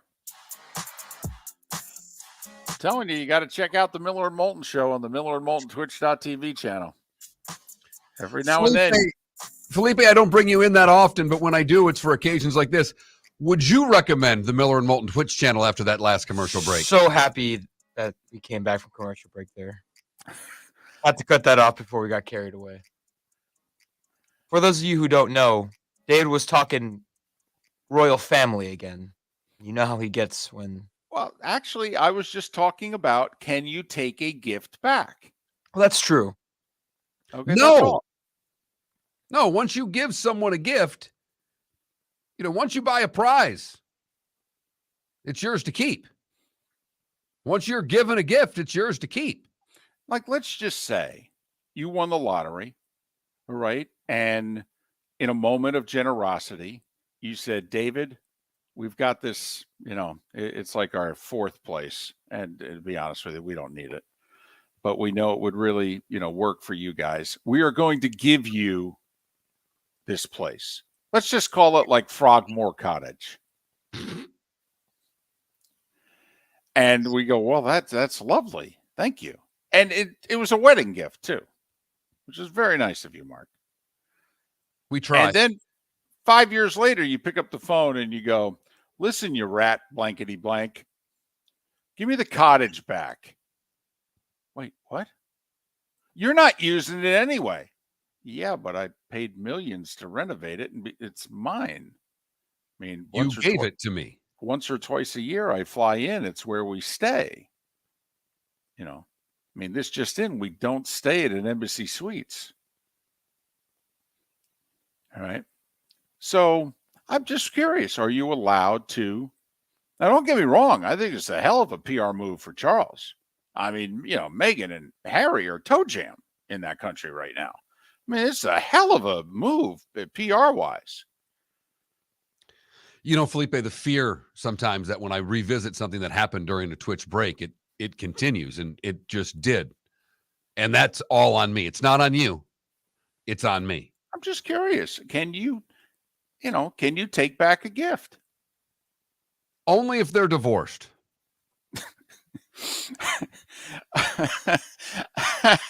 So let me get this straight. If you give me a gift, but my wife and I get divorced, you get to go. You said the gift was a wedding present. Correct. I give you a gift as a wedding present, you get divorced, and the gift is that type of a gift, I might want it back. What if it's like a rice cooker or something? I don't know, like an air fryer. Like, no, I'm gonna take back the air fryer. What's one of this just in, Felipe? We're not talking about a gift that is actually, what's that thing that you fill out in advance? Registry. Right. People go to it and they go, oh, wow, they need a salt and pepper shaker. Yeah. This is a cottage. It's not on the registry.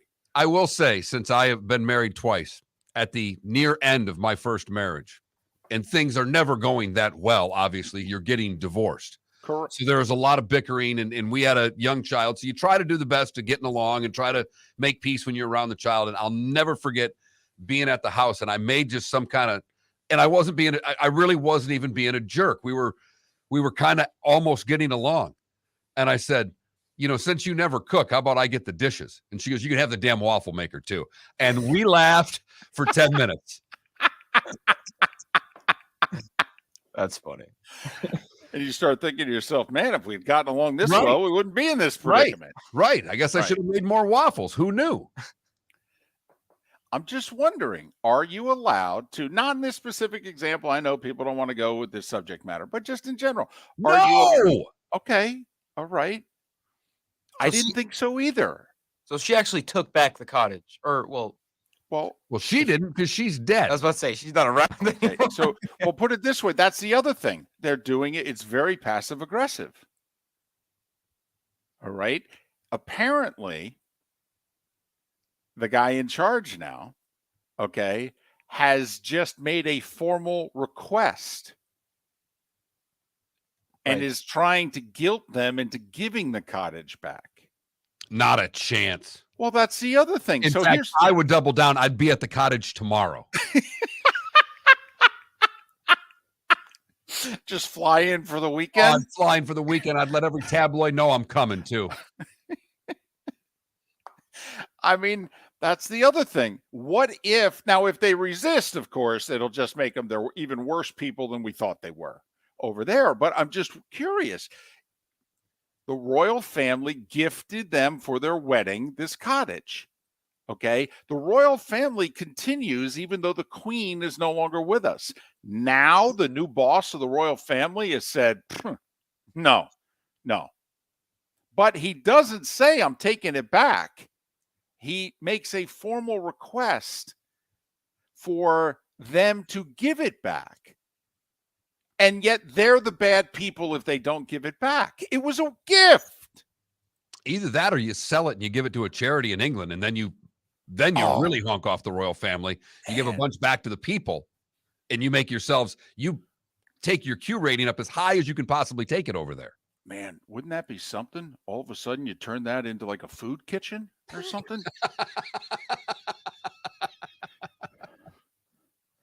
Man, that'd be amazing. Let the guards know. I'm just wondering. That's all.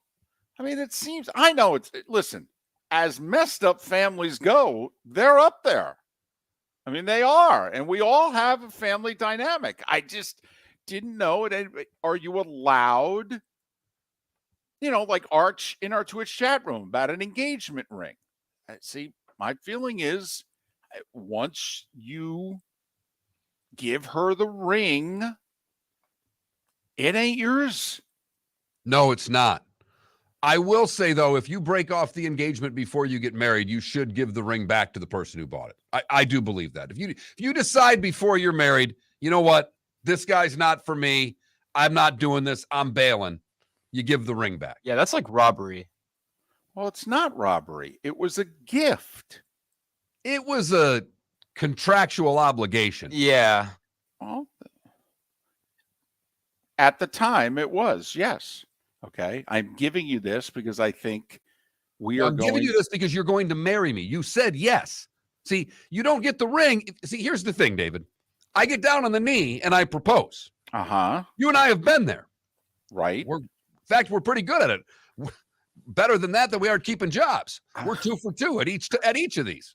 Right. I have to admit, I do not want to try for the hat trick. No. I really I don't. won't. No, I won't either. No. I'll go for a Gordie Howe hat trick. But once you go on the knee and say, will you marry me? And that person says yes, they get the ring. If they say no, you don't give them the ring. So when they say no, before the I do's are said, they should give the ring back. Well, hold on. What if they're not the ones that ended the engagement? What if the person who gave the ring is the one that actually called it off? That's not how I described it. If the one who gave the ring calls it off, then you know what? Go pawn that thing, honey. So get some cash for it. So in that instance, it depends on who's breaking off the relationship. Well, clearly in this case, the head of the royal family is essentially breaking off the relationship and saying, but you can argue it's a third party because the queen started the whole thing. Yeah, but she was the head of the royal family. He inherited that. It's like being president and inheriting a treaty. You may not like it, but it's a treaty. My question is, how settled into this cottage were they? How many years were they there? Well, for? they were in it for 2 years. Now they remodeled it to the tune of like $2.5 million. And when they left, okay, no. No. It was their money, because when they left, there was this brouhaha about, really, we just taxpayer money. And so they said, okay, we'll write you a check. So actually, they paid for the cottage. They paid for the renovations.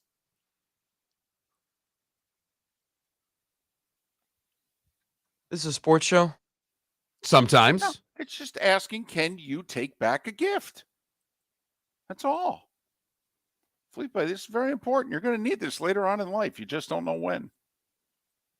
David Moulton for Napa Auto Parts, and Napa Filters. Insist on Napa filters for your vehicles, or if you're a do-it-yourselfer, only buy Napa filters. Napa has a filter for almost anything on earth that moves, whether it's motorcycles, foreign and domestic cars, vans, SUVs, earth-moving equipment. You get the idea. Napa Auto Parts, Napa filters. Insist on them for your vehicles, or if you're a do-it-yourselfer, only buy Napa filters.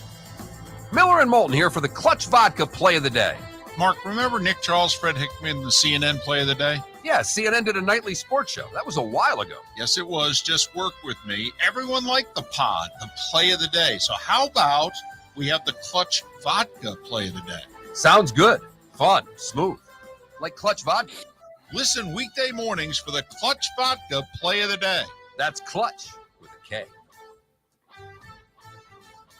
Located on the East Trail, locally owned Naples Tiki Bar and Grill is an outdoor eatery next to the Hitching Post Shopping Center. Island-inspired food with a true tiki theme. The best place in Naples to enjoy the beautiful weather in Southwest Florida. The Naples Tiki Bar and Grill offers a great menu for dine-in or takeout. Enjoy our famous pulled pork, huge burgers, and tiki bar cocktails. Don't miss happy hour every day from 3 to 6, and live music 7 days a week. See you soon at the Naples Tiki Bar and Grill, 11498 Tamiami Trail East. The waterways of Naples are a beauty to behold, and the Bayfront Inn has multiple ways for guests to enjoy the water and have some fun.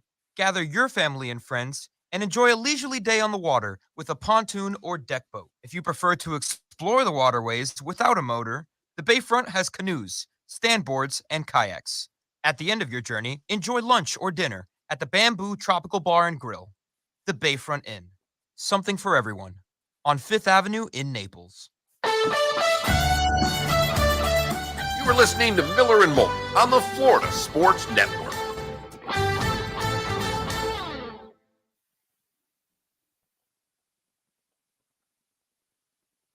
So they were gifted the cottage. They made renovations to the cottage. Correct. And now they are asking for the cottage back. Correct. Bull blanking blank. And I understand people don't like Meghan and Harry anymore, but I actually think, if they turned around and said, no, it was given to us as a gift, we put $2.5 million into renovating it. No, not giving it back. So that, by the way, the sex offender Andrew could live in it? No, I don't think so. I mean, I'm curious if they were to say no. Oh, no, it's ours. It was given to us by the Queen. You know, Her Majesty.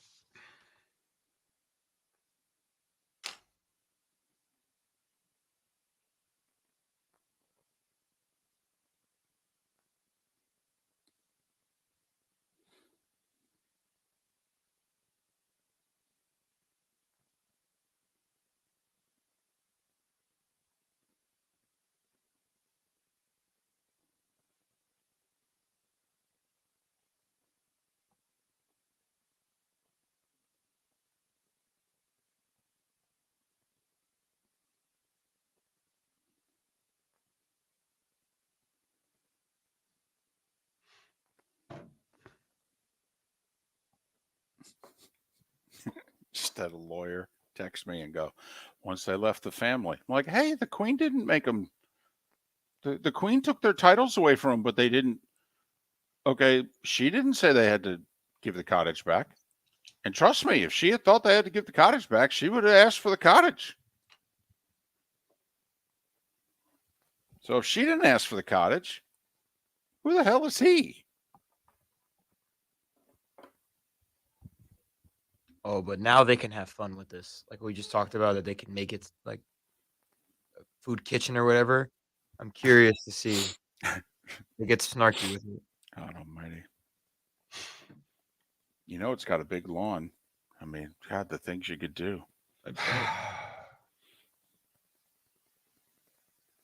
Set up a tent. Your parents bought your SUV. And they asked for it back. What's your answer? If it's under my name, and I'm the one that's now paying for it, sorry.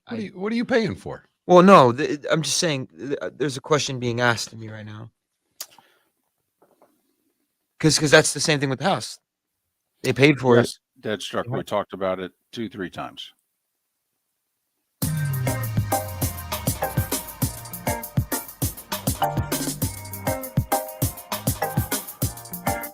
Welcome back to Miller and Moulton, only on the Florida Sports Network.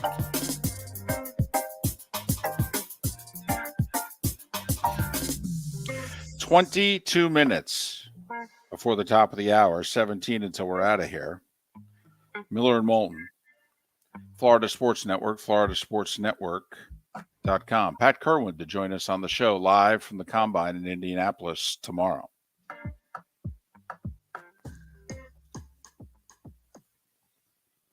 Well, let's get right at it. I got lots to do today, David. Very busy list. Lots to talk about, so let's not waste any time. It's time for someone to take back this segment, if for no other reason than to stop David from talking about Meghan and Harry. Here's Mark Miller with Today Was the Day When. We start in 1874, when the National Association of Professional Baseball Players officially adopts the batter's box. And, in other news, decides that any player betting on his old team will be expelled. Any player betting on the other team will have to forfeit his pay. King Kong premiered today in 1933. The first ever NBA All-Star game was today in 1951. Wilt scores 100 today in 1962. Game was not televised. The only picture from the event was Wilt in the locker room holding up that piece of paper with 100 written on it. And it took place in Hershey, Pennsylvania. He was 36 of 63 from the floor, 28 of 32 from the line. A career 51% free throw shooter. Normally, he would have made 17 of those free throws. He made 28. 1965, The Sound of Music premieres. Did pretty well. It did. 1966, Bobby Hall becomes the NHL's first two-time 50-goal scorer. 1969, Esposito becomes the first player to score 100 points in a season when he scores 2 third-period goals in the Bruins' 4-0 win over the Pens. Hence, the signs in New England at churches that said Jesus saves, but Espo scores on the rebound. That's true, by the way. That's not a joke. That was true. 1988, this is for Felipe. The flaming basketball is adopted by the Heat as their official logo from over 13,000 entries. Mark Henderson submitted the winning entry. This one's for David. Today in 89, Keith Hernandez and Darryl Strawberry nearly come to blows in front of reporters at spring training. Remember, late 80s? I mean, you had Leland and Bonds in like 90, okay, going at it in spring training. I mean, things were a little different then. 91, Brett Hall becomes a 70-goal scorer for the second straight season. He would end the season with a career-best 86 goals. That's pretty good. Today in 1993, Mario Lemieux undergoes his 22nd and final radiation treatment for Hodgkin's lymphoma. Then he would join the Penguins in Philadelphia and score a goal and assist in a 5-4 loss to the Flyers. Timo Solani sets the rookie record, breaking Mike Bossy's record of 52 with the Golden Knight for the Winnipeg Jets in 1993. Today in 2012, the NFL establishes existence of a bounty program at New Orleans. Sean Payton is suspended for the 2012 season. Man, they did not have a sense of humor about that. 2012, MLB confirms the postseason will be expanded from 8 to 10 teams with an extra wildcard team. And in 2020, David, Public Enemy parted ways with Flavor Flav over playing for free at a Bernie Sanders rally. I understand. Got to draw the line somewhere. Chuck D draws the line, man. It's just the way it is. Those born today that are no longer with us, Dr. Seuss, Mel Ott, Desi Arnaz, Mikhail Gorbachev, and Lou Reed. Those that are celebrating. You went Dr. Seuss. Yeah. Look at you. Huh. Those celebrating birthdays today. Denny Crum is 86. Lorraine Newman is 71. John Bon Jovi is 61. Ron Gant, 58. Actor Daniel Craig is 55. Ben Roethlisberger is 41. Reggie Bush is 38. And Luke Combs is 33. And there you have it. Today was the day when. What did I miss, David? Daniel Craig is double nickel? Yeah. I thought he was older than that. That was one of the Bond guys, right? Right. Yeah. I thought he was a little older than that. That's all. No, good job. I mean, hell, Dr. Seuss. I mean, I thought I could get you on that one. You've heard folks elsewhere mock Florida is gonna Florida. Well, Mark Miller sees it differently. He calls it the good, the bad, and the ugly. What you got, Mark? Go to Bonita Springs for the good, or at least out 8 miles from Bonita Springs in the Gulf of Mexico, where FGCU is building a new artificial reef. It'll be called Kimberly's Reef. hoping to expand fish life and things of that nature. One of the great things that the Vestra Marine Project at FGCU does, among others. For the bad, we go to West Virginia, where West Virginia officials investigating reports of powder in the air and on some vehicles have determined the source, David. Pollen. They actually did a study to determine that the powder in the air was pollen. Wow. I think we all could have told you that. We all got C's in science. Really surprised this wasn't a Mississippi investigation, but West Virginia not too far ahead of them, so look at can't that. be too surprised. Taking shots for there. the ugly, we go to Allentown, Pennsylvania. Yeah, it was shots fired. Mark Muffley is charged with possessing an explosive in an airport. He was flying from Pennsylvania to Orlando on Allegiant Air, you know, the Uber of the air, when an FBI bomb technician x-rayed the compound and determined that the granular powder was consistent with commercial-grade fireworks. He's in custody, waiting a hearing. And that is the good, the bad, and the ugly on today, March the 2nd, 2023. 10 NHL games tonight, both Florida teams in action, both at home. How about the Lightning hosting Sid and the Penguins? How about the Panthers hosting Nashville? 4 game, and Patrick Kane makes his debut, or at least he's expected to, for the Rangers, who are home tonight for Ottawa. Rangers better show up ready to play, because Ottawa does. NBA, only 4 games tonight. TNT's got the double dip. Philly and Dallas early. We'll see if Embiid plays, since he didn't last night. Mavs are 1-4 with Kyrie and Luka together. 1-4, and they got to host the Sixers tonight. Clippers, Warriors, the late game on TNT. 4 top 10 teams in action tonight in college hoops. 3 of them out west. The game of the night, though, Mark, I could argue, even though USC Arizona is a significant game, they're tied for second place. Arizona probably has to sweep the West Coast trip if they want to be a 1 seed. USC needs 1 win this week probably to clinch their spot in the tournament. But Purdue's at Wisconsin, 9 o'clock FS1. Purdue's losing their grip on being a 1 seed, and Wisconsin is bubblicious. I know it's Purdue, and but if you're Wisconsin, you need this sucker. Yes, you do. And with Michigan and Illinois tonight, you could see them, the 2 of those teams being flip-flop. And Michigan's got a big game as well. They could do a lot for their tournament chances by winning tonight on the road. FAU's got 2 games left. They're both on the road. They're at Rice tonight.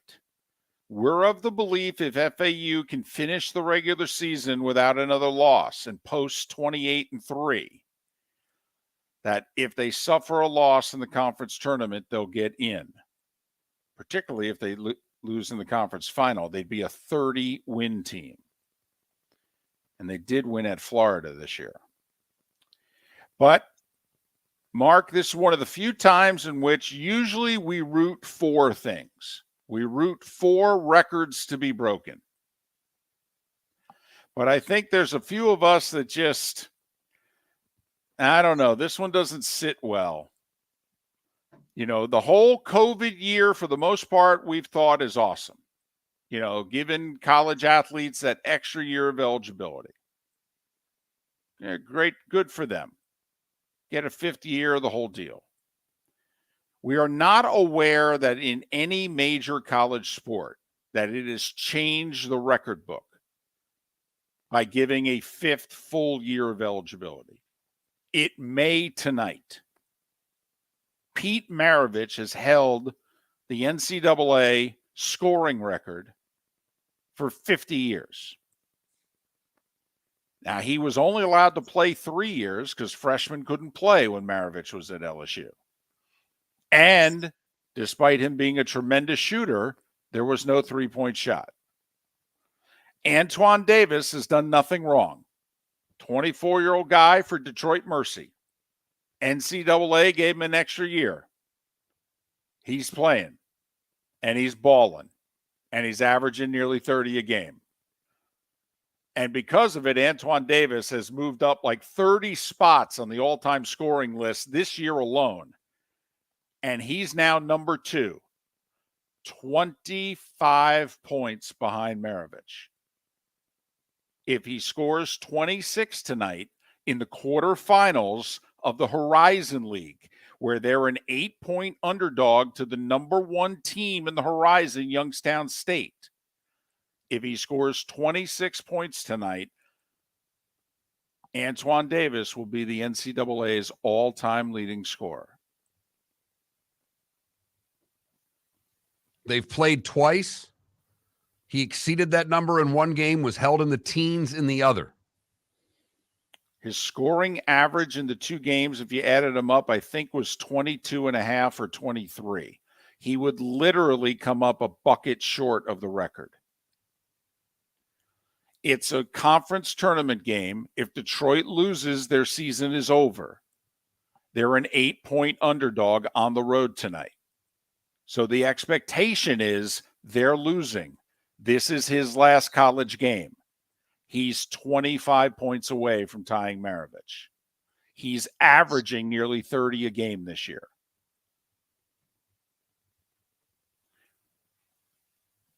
Do you root for him to break the record? Or do you hope, quite frankly, he just comes up a bucket short so that Maravich, with the rules being so different, 3 years versus 5, and that Pete keeps what many people consider his, quote, rightful place? I'm hoping Maravich keeps the record because of the 5th year. I truly am. I don't think it's going to happen. I think the kid will break the record. I do too, because I also think that he'll play to the bitter end. And I think at the end of the game, they'll be feeding him the ball if they have to. What else are they playing? I mean, even if they're out of the game, they're going to keep giving him the ball. He's their best scorer. Try to get back into it, unless it's some kind of huge blowout. But also, he's playing for his dad. Mike Davis is the coach at Detroit Mercy. This is his son, who, by all accounts, good student, good player, not a ball hog, by the way. I mean, he's the best player on the team, but, he'll pass the ball. Not tonight. It's a big game, though. I mean, they are 3 wins away from the tournament. I mean, that's the other thing. You're still trying to go to the NCAA tournament, which I don't believe he and they have gone to during his career. So that's a little something to watch college basketball wise. You can get into college basketball. I mean, if you're into small conference tournaments, we get rolling at 12:30 this afternoon. It's March. There's going to be basketball on pretty much from this point forward every day now until Selection Sunday. Yep. Absolutely. You want afternoon sports, you got college hoops now for the next 11 days. Right. Go between college ball and the Bay Hill today. By the way, Spieth on the leaderboard early. A couple early birdies. Remember, 9 of the top 10 players in the world, because Cam Smith's on the LIV, 23 of the top 25 playing at the Bay Hill.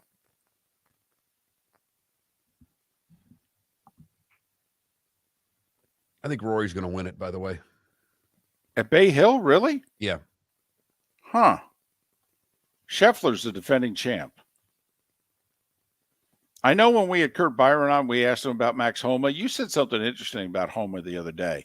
You think he's predominantly a West Coast guy. Well, it's not that I think. His wins have all come out west. Right. And so golf is where he's from. It's right. And so you're like, listen, you like Homa, you root for Homa, but you would like to see him come east and, win a tournament. Opportunity here at Bay Hill. Thank you so much for listening today. I'd love to say it's a football Friday, but the way the XFL started, I can't even do that. It's a Friday edition of Miller and Moulton tomorrow. Thanks for listening to Florida Sports Network. Ladies and gentlemen, once again. Yeah. Hi.